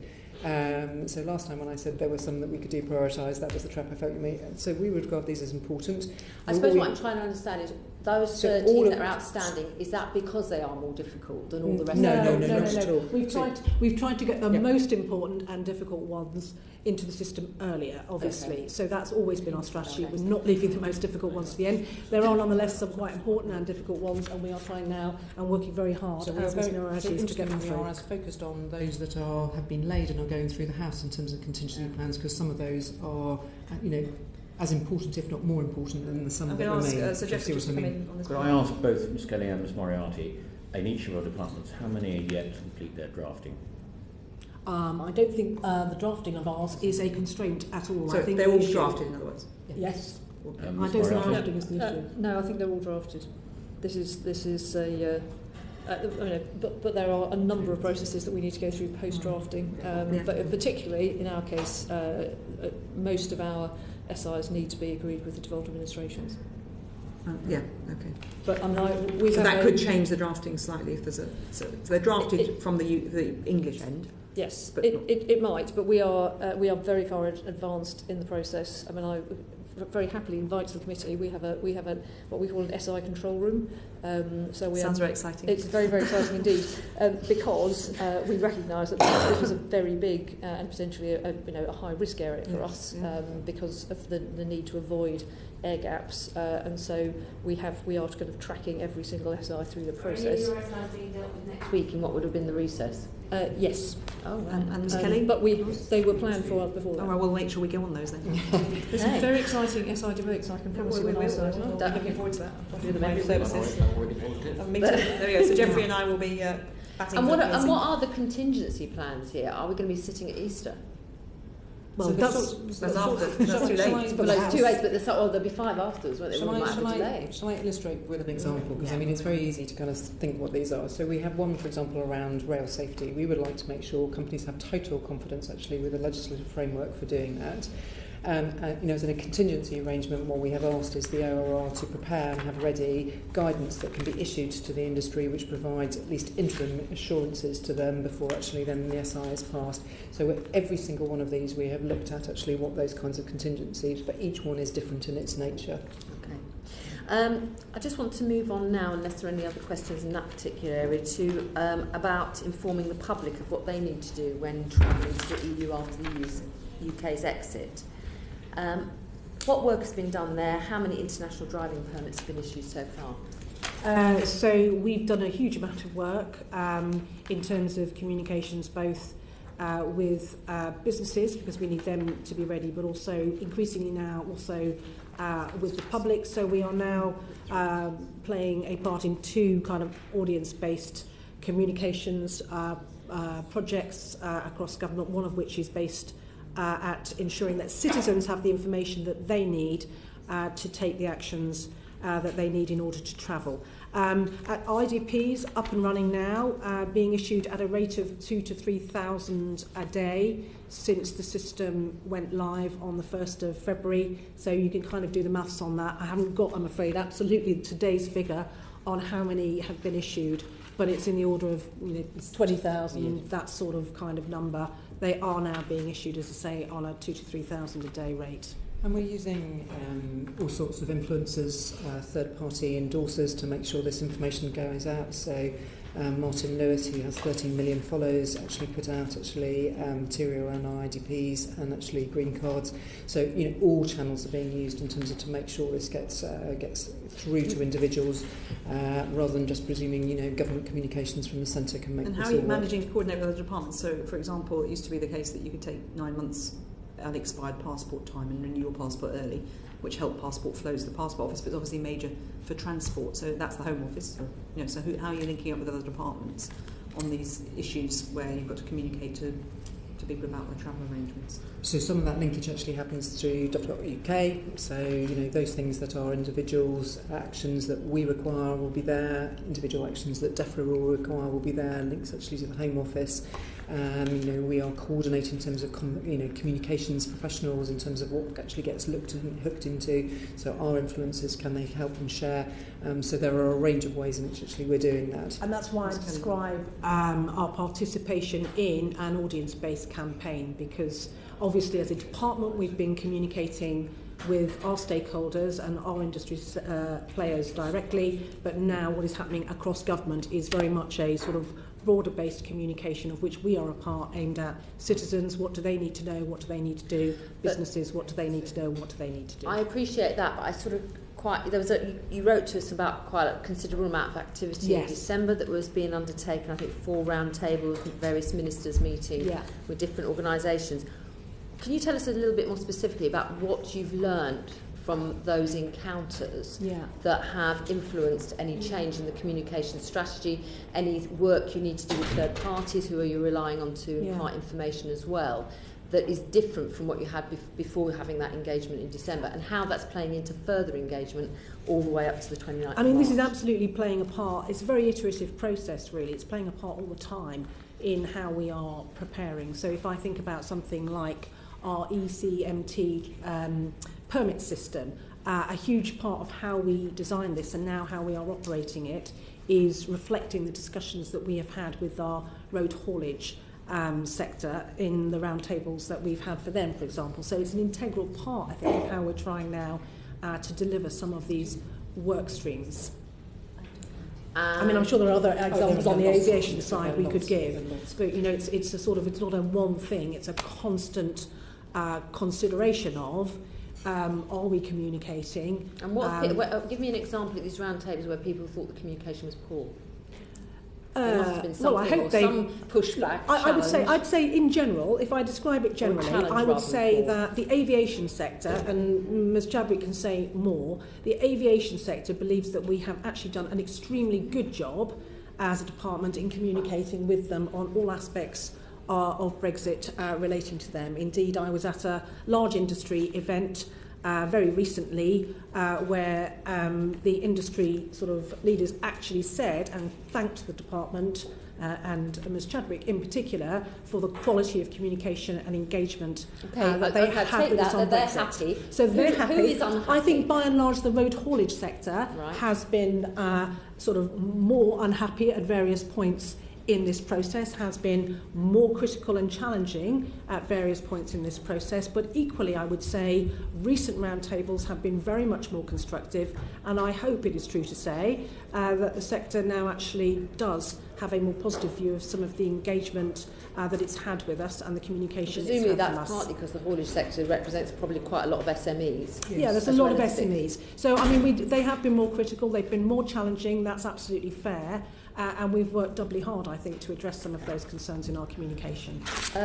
Finally, for my section, costs. How much do you estimate you will spend in 2018-2019 on EU exit work? So, just trying to find my numbers. Because I kind of anticipated this one. 18-19, we have currently got a budget of around 81.6 million for our Brexit work. We do expect, on current forecast, to spend pretty much all of that. I can talk you through some of the key elements, but includes £29 million for Kent County Council. That's probably the single biggest ticket item in there. It includes 8 million for DVLA trailer registration system, 5 million for our road haulage permits, and so on and so forth. You could write to us with those breakdowns. I could. Really I mean, what is outside of those numbers, I would say, is the 30 million, in fact, that is being spent, as I described last time I was at this committee, by Highways England on some of the M20 and M26 works, because those were works that had previously been planned and budgeted for by Highways England. How much have you spent on Operation Brock so far, and what do you think you'll estimate? So I can't give you. I can give you in a sort of sense of what we're budgeting for it. Okay. So the 30 million that was in Highways England's budget to start with, I've talked about 29 million for Kent County Council. That's largely covering this. There's another 5 million that I think we are using our Brexit budget for to cover some of the works around the M26. So those are the main items, but again, I can confirm what the total cost of that is. Thank you. In 2019-20, what's the 25 million funding for, and are you likely to require funding for anything else? So obviously there will be costs of some of these work streams that spill over into 1920. 25 million is what we currently have budgeted and allowed for by the Treasury. Can't give you an exact breakdown of how we expect to spend that. And have you got any sense, Ms. Kelly, about on that 25 million, how much you'll need to spend will vary depending on a deal, no deal scenario. So if you get a deal, is it 10p? I mean, you know, there'll be lots of money going back, or what? Have you got a sense of what the ratio would be? Yes, we do, and I apologise, I don't have the both those numbers with me, but it would be very easy for us to could extract be very those, helpful because we if do, you'd like we do have a range of those. Clearly the no deal is a much larger number, because communications continues as a very major item, as much as some of the ongoing operational costs of actually running some of the things that we're talking about. And while we're on the numbers, can I ask Ms Moriarty the same questions for your department? So for 18-19, the budget we received from the Treasury was 320 million, and our current estimate as we near the end of the financial year is we will spend pretty much that. Yes. And so it was less than you asked for, wasn't it? It was less than we asked for, but we have managed very prudently. And for 19-20, the budget we have is 410 million. Okay, well, ask then to Geoffrey to come and pick up on that. Ms Kelly, Sir Simon Stevens, the Chief Executive of NHS England, told this committee on the 19th of January, if everybody in that no-deal scenario does what they're supposed to do, the NHS will continue to see goods and supplies flow. He went on to say, but we are critically dependent on the transport infrastructure, freight, channel, tunnel and air. That is something out of the control of the NHS and will be a critical variable in whether we are able to continue operating normally. Will the NHS be able to operate normally in an event of a no deal? Well, I still think it is for Department for Health and Sir Simon Stevens to answer those questions, because there may be many issues that they need to consider. On the transport infrastructure issue, well, this takes us back. Well, I hope we might have moved on, but it takes us back to our freight capacity contracts. A key reason why we have entered into those contracts is to ensure that we have a guaranteed way of being able to prioritise medical supplies and medical goods in the event of a no-deal scenario. But there are other ways of getting drugs and medicines into this country. There are. And so what discussions have you had with the NHS and with the Department of Health? So we work very, very closely with the Department for Health on what support they need from us. I should say in these freight capacity contracts, I very much see us almost as acting on their behalf and as an agent of wider government to secure capacity. So we have those discussions all the time. As Ms Chadwick has indicated, for example, those discussions have also covered air freight, where they have decided that there are arrangements which they can make which meet their needs. But we talk to them very closely, and in particular they've been very, very closely involved in our work on freight capacity. So if you've had those discussions with them, I pose the question again, are you confident that the NHS will be able to get the drugs and supplies they need? I believe that is a question for the Department of Health and the NHS. I do know, however, in terms of the part that my department plays in that, there is about to be an exercise to write round to key stakeholders in the health service to assess how they wish to use the capacity that we have now secured for freight. But that is something that is being done, and rightly, by Department for Health. We are not directly engaging with health providers. We are working with Department for Health to ensure that what they need is linked to the plans that we have been able to put in place. So how are you going to make sure that you've got the right licences in place for the right freight operators to get perishable goods like the drugs, but some of the goods that Ms Moriarty's department has to deal with through time? So we have a certain amount of capacity, as I've discussed. That's about 6%. We are obviously prioritising across government. It's a cross-government decision how we make best use of that capacity. We have identified medical supplies, medical goods as a key priority, and therefore something that we would expect that capacity, if it is needed, to be used for. That capacity is not sufficient to cover all foodstuffs. Right. So Geoffrey.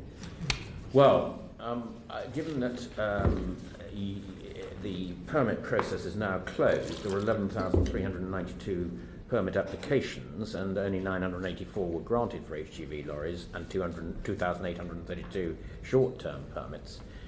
Doesn't this give rise to a likelihood of a serious problem of getting lorries into the continent with proper paperwork in place? Not necessarily. I think it's really important in terms of what the Commission has actually put out as a regulation around road haulage. If you remember, there were several tiers at which we wanted to manage this. So one was a kind of overarching agreement. They have proposed a regulation to do that. Then there were kind of a series of bilaterals that we could have, and then ultimately the fallback in terms of permits.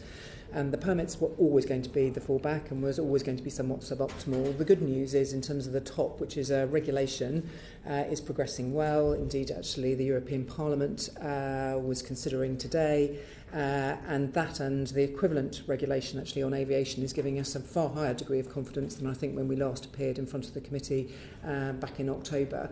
We always said this was some actions that they could take, and they have taken a very considerable one in terms of looking for a legal regulation to do so. That still needs to pass through. The amendments actually from the European Parliament look very light. Actually, Council in terms of co-repair will happen this week, and this will all run through over the next 1 to 2, well, actually probably complete around the 11th of March. But I would say the confidence that we don't have to rely on that fallback is much, much higher. And indeed, you hear it in the tone actually from the haulage associations and others. You know, the fallback is suboptimal, and that's the area where they feel very uncomfortable, and I think we could understand why they do. So, Geoffrey. Moriarty, I think I heard Ms Kelly say that there isn't going to be sufficient capacity in the short term to get all the food that we need in and out of this country. Is that correct? Well, what Ms Kelly said was referring specifically to the freight capacity that the government has procured in order to have capacity away from the short straits. That is being prioritised for the things where there is the highest need and the greatest risk of shortage. When you match up the amount of, for example, medicines and medical devices, we don't expect that food will be part of the will be carried on that government procured freight capacity. But as my colleagues have been describing, it's a dynamic situation. So the most useful thing we can do is improve the flow through Calais. Working with the French to make sure that the delays are less than the worst case scenario that's been described. So we're looking at this in the round, and the government procured freight capacity is one element, and that's not an element which we expect to be used for food. But we are working in all the other ways to make sure that food continues to enter the country, including all the ways that I previously discussed, making sure that we're not holding it up at the border ourselves. So, Ms Kelly, how clearly it looks as though you're going to have to do some prioritisation of which lorries get through the ports. Can you give us an insight into the government's thinking at the moment as to how that prioritisation is going to be? Because there is a divergence of thought on this matter. Some people say that you should prioritise empty lorries because they're the ones that have got the correct paperwork and they can get through the ports quickly. On the other hand, there are things, as Ms Moriarty has just said, critical goods that need to come in and out of this country, drugs and perishable goods, food and live animals. So how are you going to prioritise this if real problems So what we can prioritise and what we will prioritise is how the capacity that we have now procured and reserved will be used.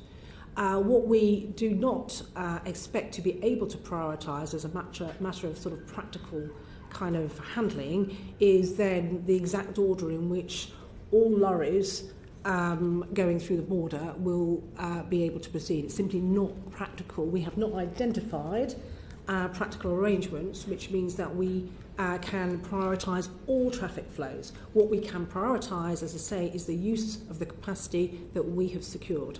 But the most important priority, therefore, that we have in terms of our actions is making sure that flow works. Exactly. So an empty truck, a truck actually which has got its transit documentation, a truck that actually has got its pre-declarations and going out can flow through very smoothly. And that is where our energy is. Ms Moriarty has described it's absolutely focused. How do we make sure that actually all the hauliers who turn up, have that paperwork, are actually what we would call BrExit ready and can flow through? That has to be the priority because it's the movement of that is the critical thing. We just can't determine what someone's got in a truck. I wonder whether actually this answer is sufficient. If we end up in a really bad situation where there's a huge snarl up either side of the channel and important goods are not getting into this country, frozen food is going off, live animals are still in their trucks, critical drugs and services are not getting in and out of this country, surely a responsible government will have to act, and it will have to act with some fairly draconian powers to make sure that the right things are prioritised. Well, the way we are acting at the moment is to ensure that that flow is sufficient to avoid the situation you described. But then, Ms Moriarty, how are you going to prioritise? So if I can separate out, because this is a lot of the work we're doing at the moment is trying to separate out the different categories. So live animals, being very clear. So live animals movements can only happen if they are authorised by the Animal and Plant Health Agency, and the Animal and Plant Health Agency will not give licences for transport of live animals unless they are satisfied that the right arrangements are in place, that there are contingency arrangements if necessary, and the likelihood is if they are worried about the risk of live animals being caught in significant queues, if those materialise, then they simply won't give the permits for travel. So live animals are they're a particularly important category from the point of view of animal welfare, but they are the area for precisely that reason where we have the greatest control and where we know we have all the levers to make sure we don't have animals suffering in queues. Medicines, as Michael has said, medicines are, in a sense, the top of the tree of very high priority goods where we would have a shortage, and therefore, as we look at the bit of the system over which we do now have complete control, which is the government procured freight capacity, so they are, they will certainly take a high priority in that space. Perishable foods. So that's really clear. That's Brittany and DFTS. Yes. Those just the two we talked about earlier. Yes. Right. Apologies. We're going to go and vote. We'll have to pause. We'll have to come back. Okay. So. Yeah, I'm sorry. The proceeding is currently suspended. Back to the Public Accounts Committee after that brief adjournment for a vote on Wednesday, the 13th of February 2019. So back to Sir Geoffrey Diffin-Brown. Sir Geoffrey. Given that there is uncertainty around the short straight route, can we just examine the alternatives? Because the alternatives, port arrangements, are in some cases considerably less attractive. To get a 1 to 2% replacement of the short straits freight requires about a 10% increase on the Zeebrugge Rotterdam Felixstowe route. So what alternatives arrangements have you had, and have you assured yourselves that in those alternative ports the infrastructure in roads is capable of dealing with any of the increased freight that you might envisage? So the particular focus that we've had in terms of looking at where displacement can occur is we have particularly looked at assuring ourselves around the capacity that we have procured, because you can imagine, given that we want to use that for very, very important high priority medical products, we want to be absolutely confident that that can flow. What we have certainly looked at is a range of scenarios in terms of what the market response might be, and that's why we continue to stay very close in terms of the market, in terms of what they are putting on in terms of new routes or alternative routes. At this stage, there are quite limited private sector propositions in terms of that have come forward, which is why we had to get into the freight capacity ourselves. What we certainly have done, though, is just scenario in terms of understanding what we think could be the ranges, and that is certainly the analysis that we have done for the local resilience forums to understand, in a worst case, what could be some of the peaks that could occur, as much as actually what the effects could be on either end. So I've now got definitive, having found the right piece of paper, definitive backing for my question. Even if Felixstowe traffic went up by 10 to 20%, that would only equate to 1 to 2% of traffic at Dover. So it's going to require, if there's a problem at Dover, quite a considerable displacement to other ports, to make up the capacity that we need. And I think our assessment and the reason why we went into the freight capacity, which was that why that was so important in terms of preserving for those priority goods, because it is very hard to see that there is displacement that could achieve all of some of the worst case displacements, and that's just the position that we are in. So you are right in assessing that you can't take all the short straight capacity and move it elsewhere in the country and have the same kind of constant effect. That is why we entered into the contracts that we did. Now, we spent a lot of time in the committee today examining the capacity brought by the government into Dover and the short straits. Have you bought any capacity elsewhere? Because of the importance of that short strait, that is the capacity that we have been replacing by operating outside of the short strait. But we were not interested in any others, because actually there is flexibility in those routes to take more. It is the dependency for the UK economy on the short strait is the critical thing that we have been focused on. So we've concentrated on getting goods into this country from the continent. What discussions have you had, Ms. Kelly, with the French at Dover and Calais? It's very easy for them, under the guise of more rigorous inspections, to quite rapidly build up quite a congestion at Calais. What discussion have you had with the French to make sure that we keep those ports open and flowing? So I might well ask Ms Chadwick to say more. I mean, because principally that discussion has been happening, I think, through the Borders Delivery Group, across kind of government effort, obviously, to work with the French to sort of encourage and persuade and support them in taking steps on their side of the border.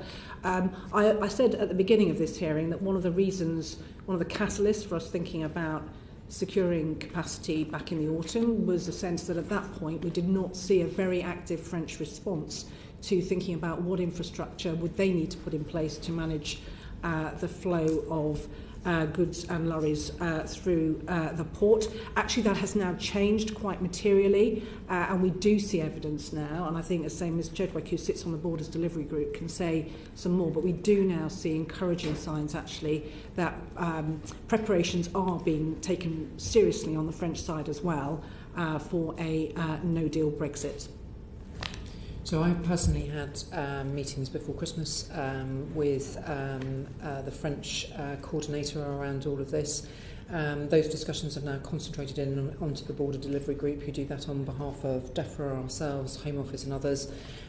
We keep very close coordination around there. We have weekly meetings in terms of checking what actually we understand is going on.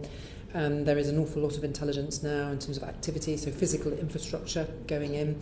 So our best case analysis that we did in terms of, we thought they could get up to about 10 additional checkpoints, currently having 2 actually in Calais. They look like they're putting in infrastructure for up to 12. So they look like, or are you talking? No, they are physically, as in look like we see building. It looks like they are. Sorry, building. but surely you're having more than a look at it. You're talking to the French. Yes, absolutely. So they're telling you that they have, and they're assuring you, and you're. My apologies if my language wasn't precise enough there, but maybe you were sending spies over. No. They are quite explicitly sharing, and Claire will be able to comment in terms of the border inspection points that they're also looking at. So the degree of activity is at a quite different level. So go back to the questions in terms of what are the options that we have. The biggest option is that we have available to us is potentially the flows actually being far better managed than we had anticipated or looking at back in September, when there looked to be no French action at that point. So the context is quite different. Jeffrey.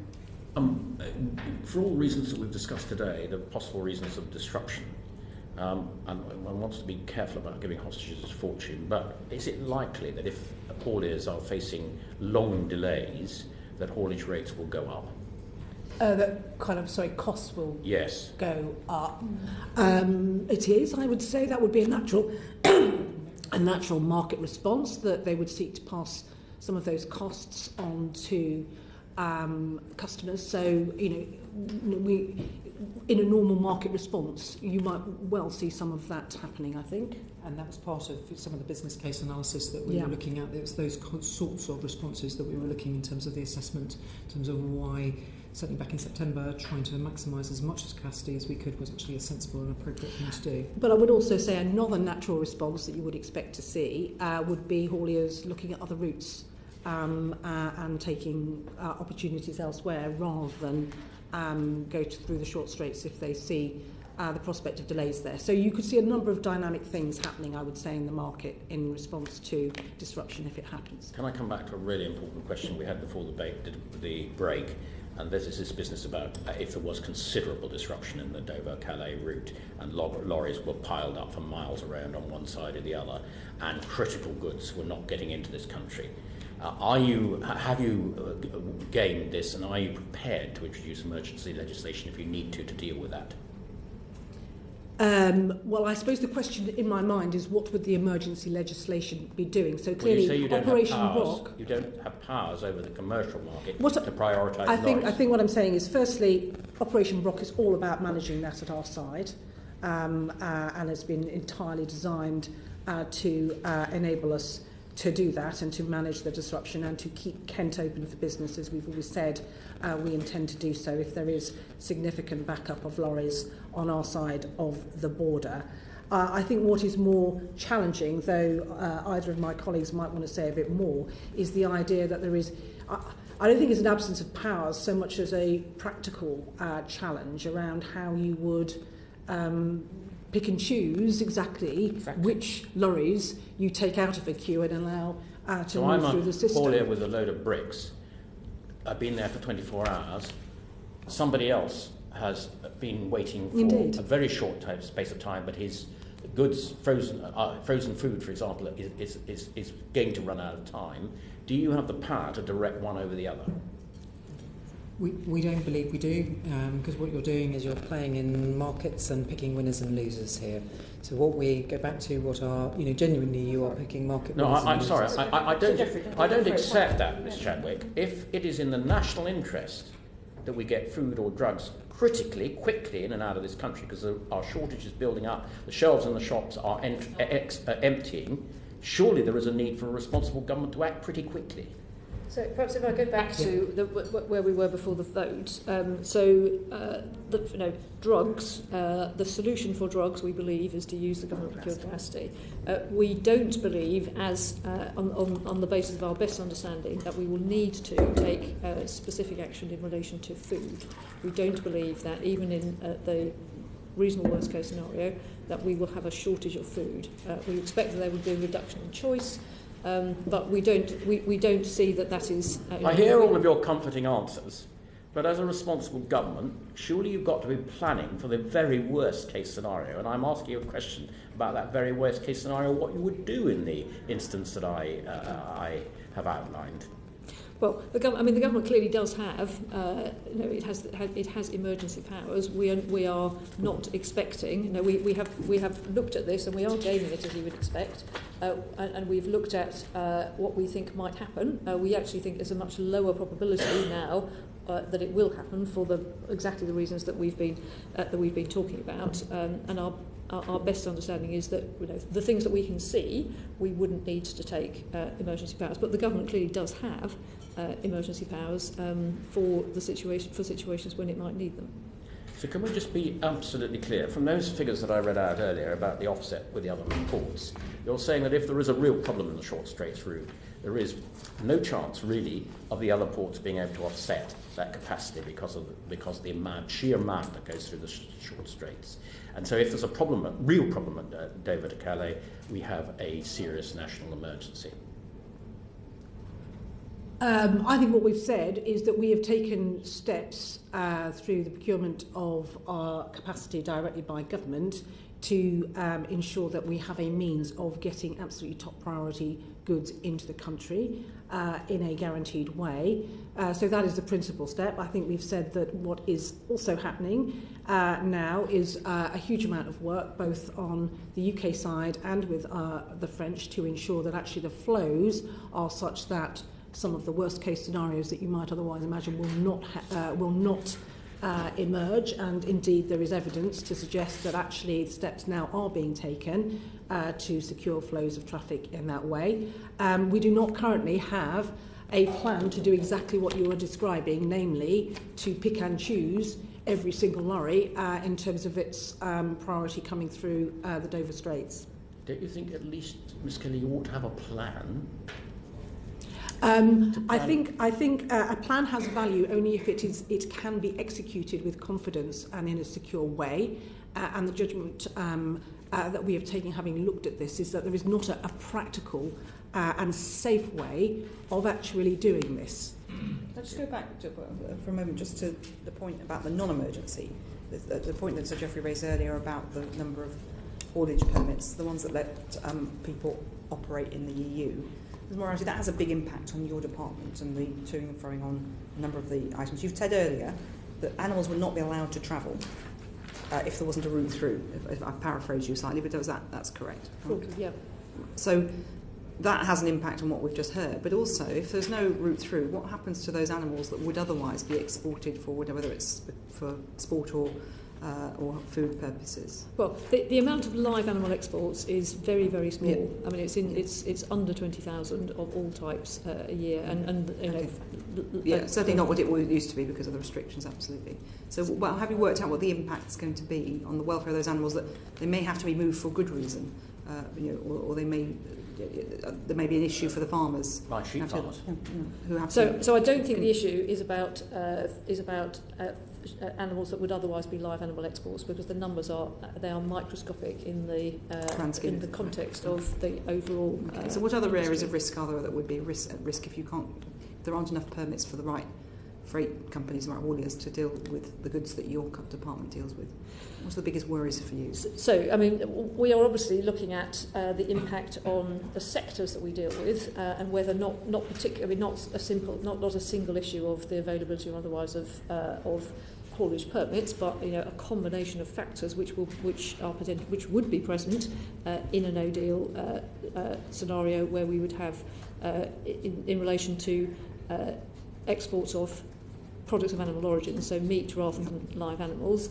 So there will be a requirement for export health certificates, there will be a requirement for exports to travel through border inspection posts, there will be, and we would face tariffs in that situation. So there are circumstances, there are combinations of circumstances of which border disruption is only one part, why we might expect in certain sectors to see a reduction in exports. Has your department done an analysis of the number of freight companies that have had challenges getting the right permits that would affect the sectors that you're talking about particularly? Which one of you does that? We go back to the permits. Sorry, Ms. Moriarty first, and then if you're not.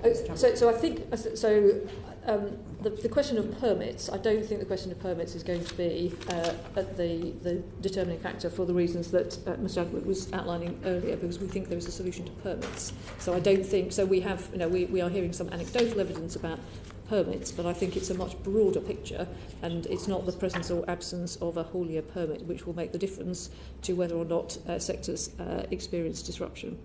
But I don't know, you might... No, I completely agree. I think the other thing I would add is, in terms of the goods that we have looked at that are the most critical goods, we have assessed whether they actually do need to go through the short straits or indeed actually go elsewhere. So we've looked at this across the energy sector, water sectors, through actually health. We have gone across government, and in terms of the priority goods that we are talking about, using this very precious additional capacity we've got, that is what has been driving those volumes, and indeed actually the scale of what we have got there. And there is a strong match between the two.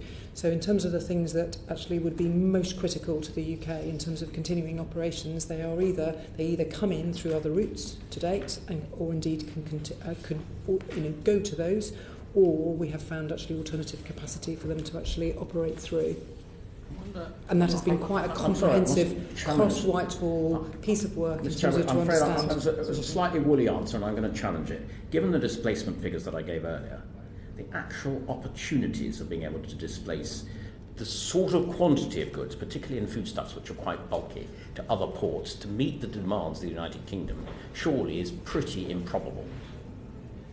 I'm referring back to what we regard as the top and highest priority, that when Ms Moriarty was describing, the freight capacity deals with the very top priority, and we do have a degree of confidence around that. I suppose I was just wanting to make sure you understood the comprehensive process that we've gone through in terms of to identify and understand those. But I'm sorry to labour this point, Ms Moriarty, but given when the Beast in the East last year came and it emptied my Tesco shelves in Tetbury pretty quickly of the essentials of bread and milk and so on, you wouldn't want that to go on too long before you'd start getting panic buying and so on. So this is a fairly critical issue. Yes, and I think one of the issues that we are looking at very closely is what might be the case in terms of the actual availability of food versus the perception.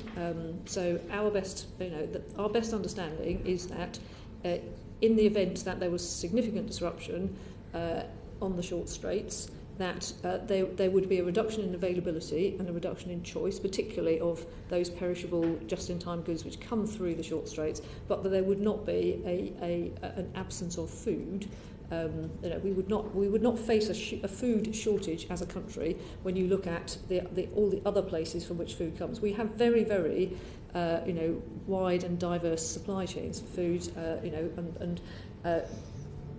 food comes from Europe, but food comes from other countries. There are all sorts of opportunities for substitution. So our best assessment But, as with anything else, this is only an assessment. Our best assessment is there wouldn't be a food shortage. There is, however, there are potentially issues for vulnerable communities, geographically vulnerable communities, and we're working with our partner departments to understand where those issues might arise.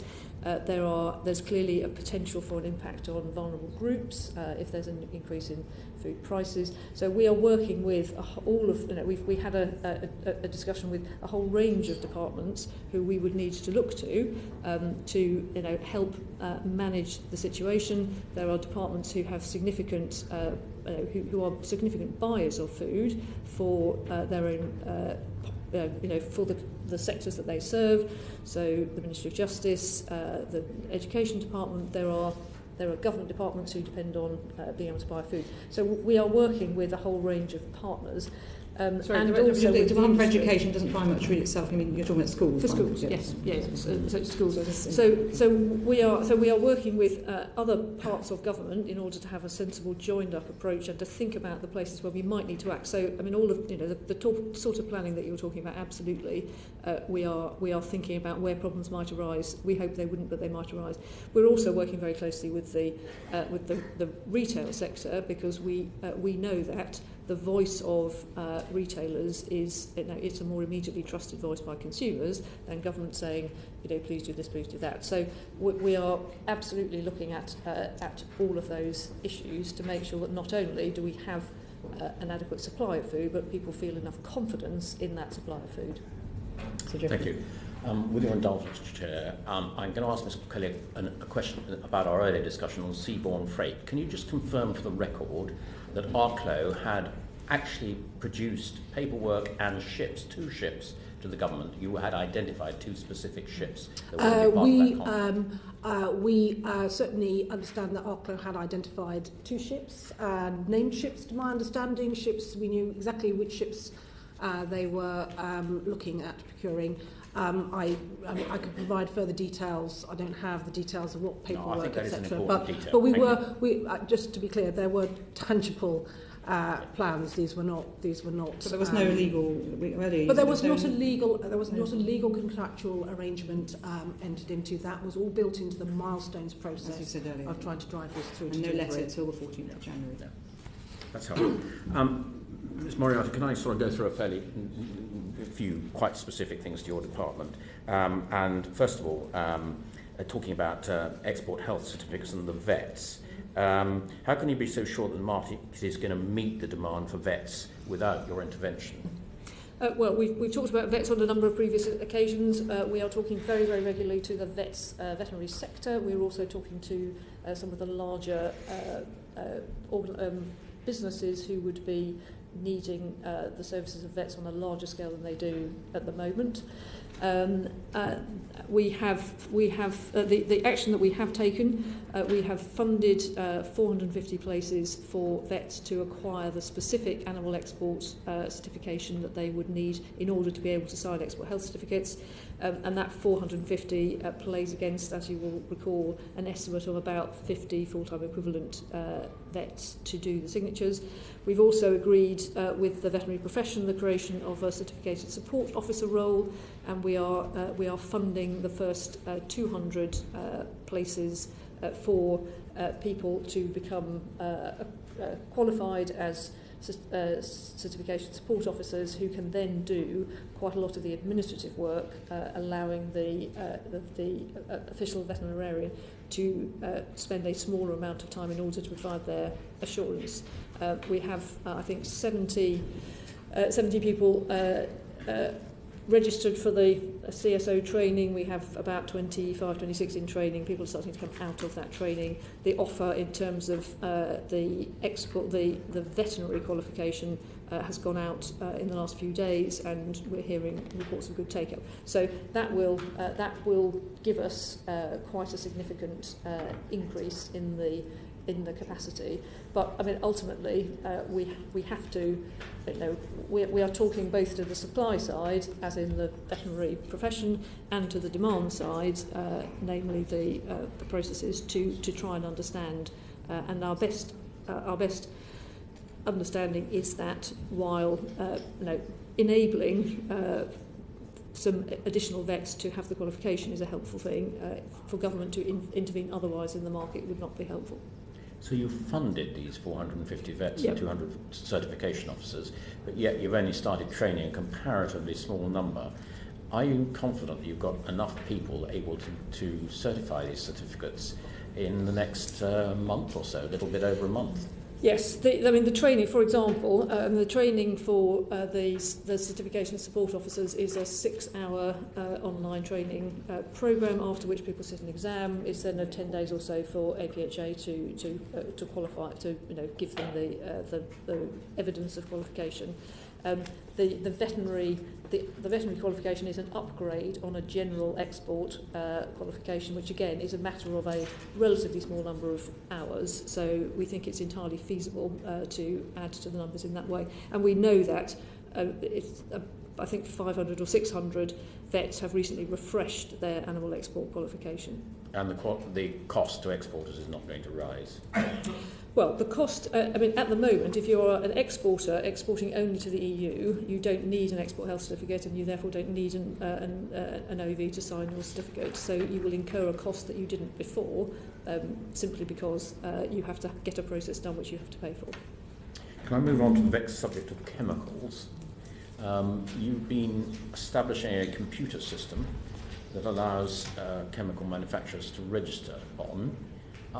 Is it the idea that this computer system will be compatible with the French REACH IT system, so that the information that you require on UK IT systems will be compatible to be transferred to enable manufacturers to register on the REACH system?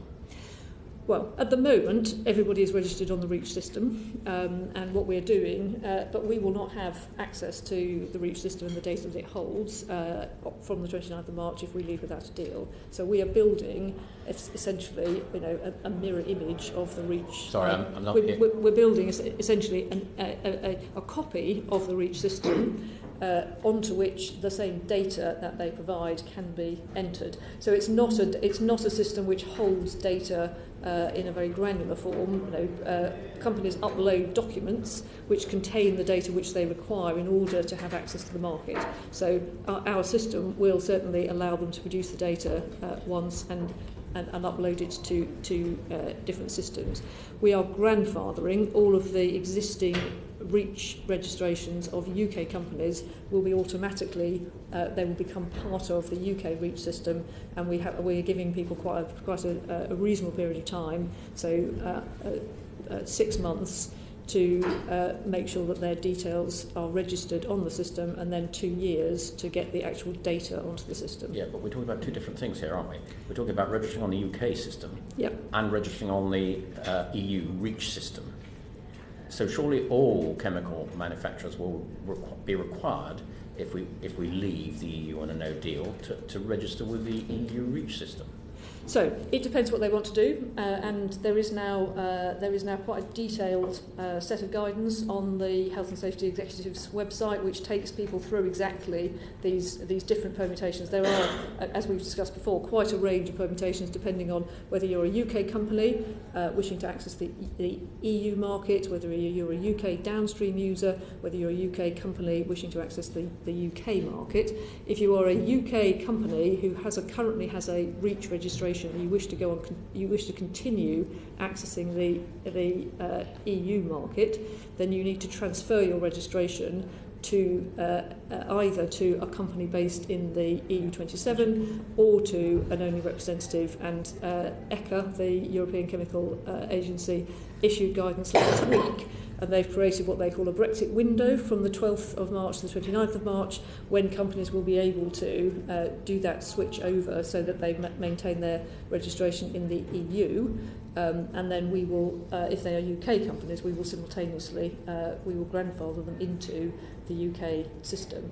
So that two important questions arise from that. Firstly, is the industry now fully aware that they've got that window in which to register with the EU system? Have the government through their website widely disseminated that information?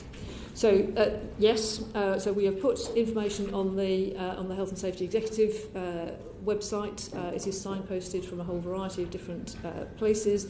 The ECHA guidance, which is their guidance rather than ours, was published, as I say, on Friday of last week. That is now available. So, and we're in very deep and regular contact with all of the various chemical industry bodies who are in turn communicating. So what assurances have you had from the EU that if chemical exporters who need to register within this window will have their registrations processed in a reasonable time, so that there isn't a hiatus in them being able to export to the EU?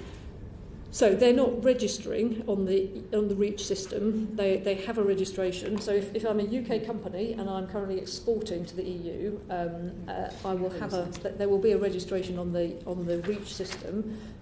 But in order for that registration to remain valid, it needs to be attached to either a company based in the EU or an only representative. So what the window allows companies to do is to transfer their details so that the registration remains valid. They don't have to. They're not starting again. They're simply changing the nature of they're changing the location of the registration, which we covered, I think, in the last session. So Geoffrey.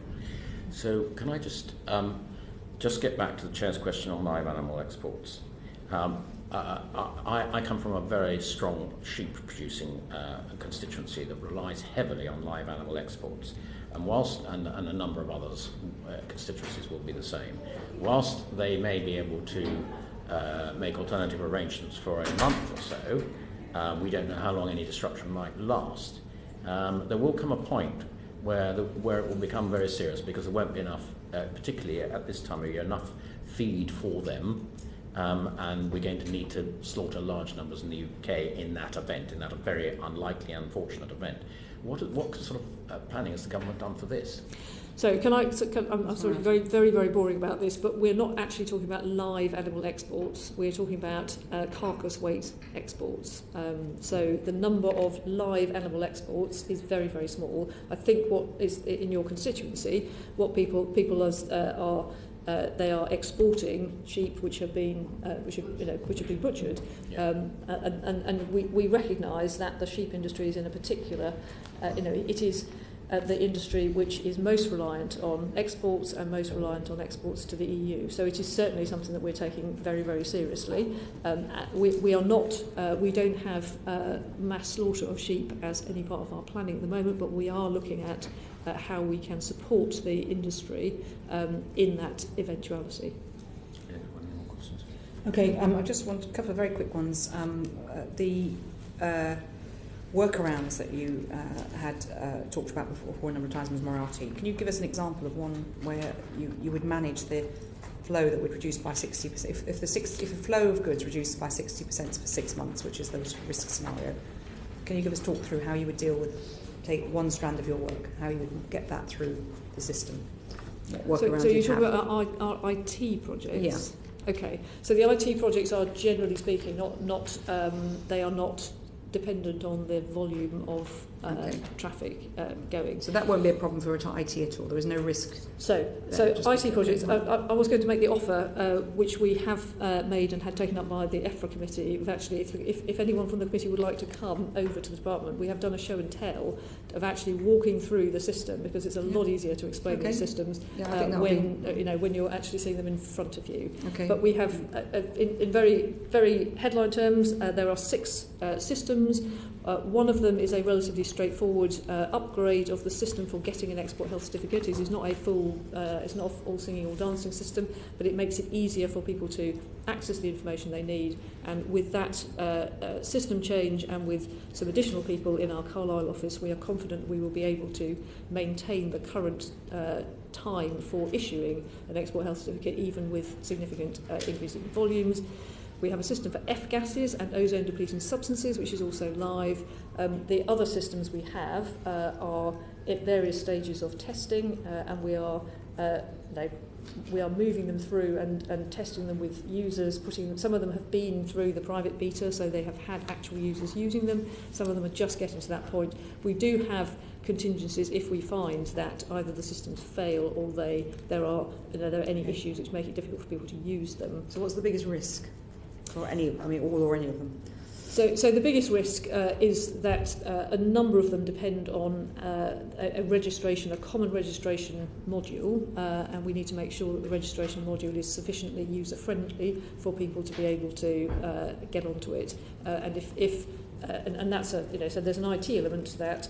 It's a relatively straightforward thing if we need to. There's a workaround that says if the only way you can register is by ringing up somebody to register, but then you can use the system, then we're in one position. We do have, we have got plans for manual fallbacks, which mainly even are on traces as well, because the traces replacements. So on the traces replacement, what it comes down to is the difference between sitting in front of a screen which has a nice display of radio buttons that you fill in, and you fill in the information directly onto the screen, and it pushes it straight in.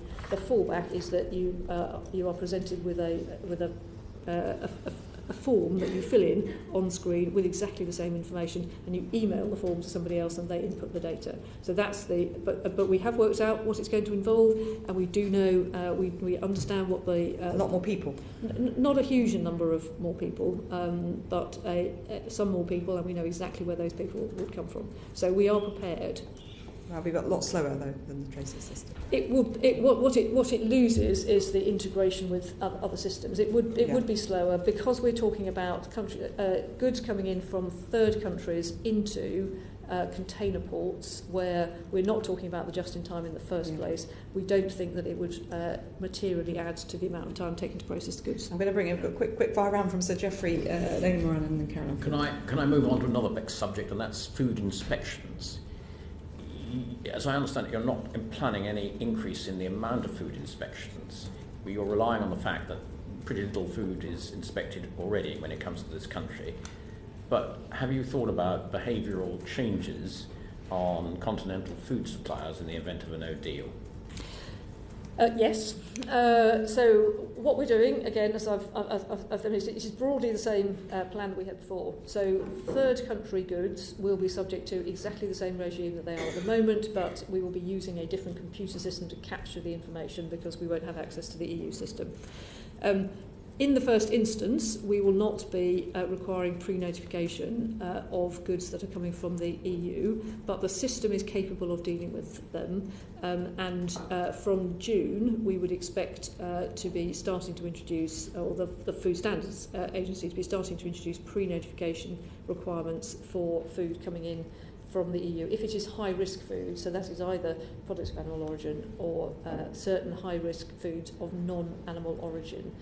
And so we will move to a different system over time, but we are very much aware of the risks around food security, and the National Food Crime Unit has been given an additional £2 million to make sure that it is in a position to act quickly. So a lot of this work is intelligence-led rather than inspection-led, and we need to make sure that we're in a position to follow up on issues as they arise. But surely in the event of this quite sort of significant change, there must be a danger that more non-contract specification food will come into this country, i.e. another horse meat scandal. There must be a greater danger of that sort of thing happening. Well, there is a risk, again, as we've discussed on several previous occasions. We are very much alive to that risk. There is a relatively short period when we are running a system where we are not applying pre-notification to products from the EU, because the alternative would be introducing a massive further blockage at Dover and causing a big problem for our food supply. So that's the judgment that we made, was that in the very first instance we need to prioritise the flow of food into the country over having additional checks, given that the underlying risk profile doesn't change. There is, as you say, there is the potential for criminality, and we are very much alive to that, and that is an area where Border Force and the National Food Crime. Last question from me. Are you confident you have the resources to do the additional inspection, for example, CITES, that you're not going to have to do now? So we have been in discussion with Border Force about that. They are the people who do the CITES inspections. We have, and they are increasing their numbers at 6 points of entry, specifically to make sure that they can deal with the additional CITES inspections. So we have put out our communications about exactly that there will be 25 points of entry for CITES goods. You will have to bring in your goods to one of those points of entry, and some of them we've estimated that there needs to be an uplift in the number of Border Force staff who can process those inspections, and that work is in hand. Mine was actually on CITES just to double check.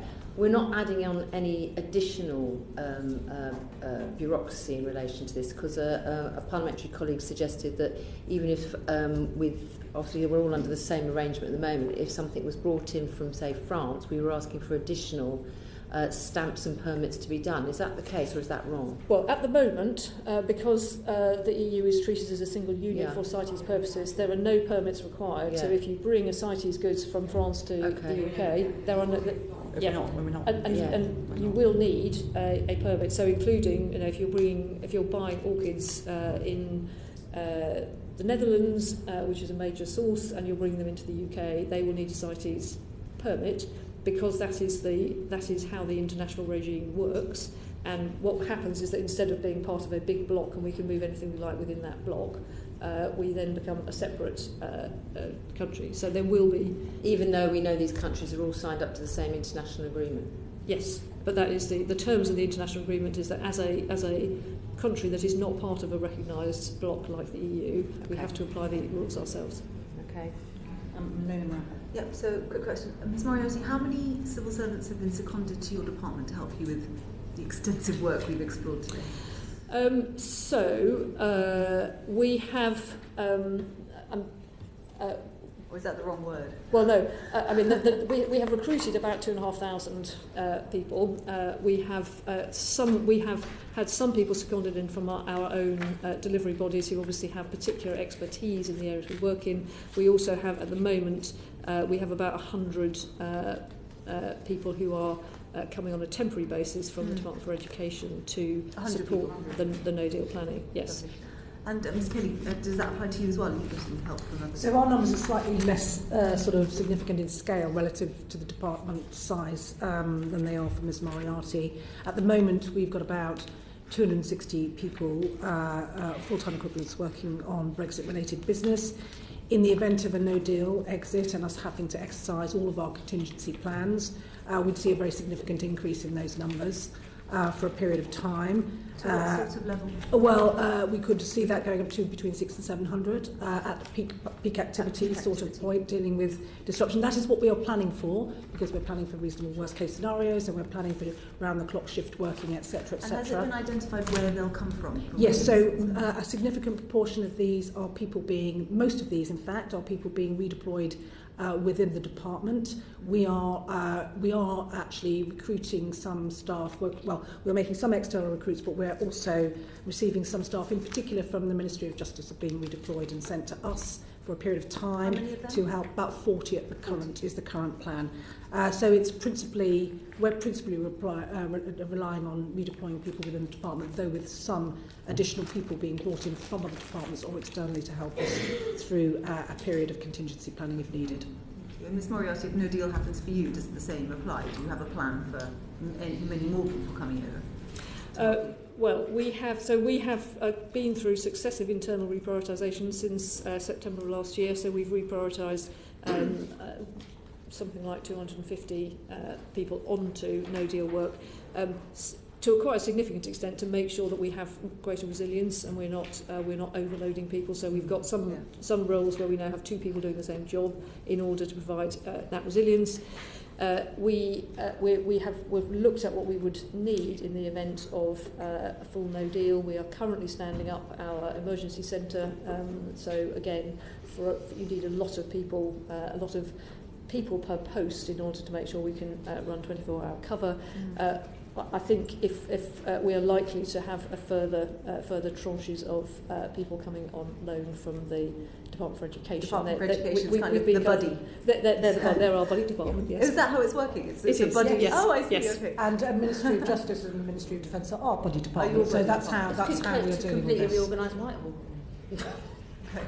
Are both of your departments recruiting people from the, I think it's called the Emergency Exit Unit that the government is setting up to employ people to deal with emergencies? I think that's a clearing hub that you're describing, if I'm correctly understood the description. So what's happened is, in order for these loans to happen rapidly and with minimum bureaucracy, what's happened is at the centre, the government has set up a kind of hub, which is basically trying to match people from departments who are kind of putting resources into the pot to departments who need additional resources as rapidly and effectively as possible. I think that's what you're describing. Yeah. Is that what you think is being described? Yes. So it's more sort of a clearing hub than a sort of centre of expertise. Okay. We're obviously looking forward to getting a letter from you. My last question, though, is what are the critical cut-off dates for each of your departments if we were to leave without a deal? When do you have to fire, when's the last date you can actually get everything ready by if there was no deal?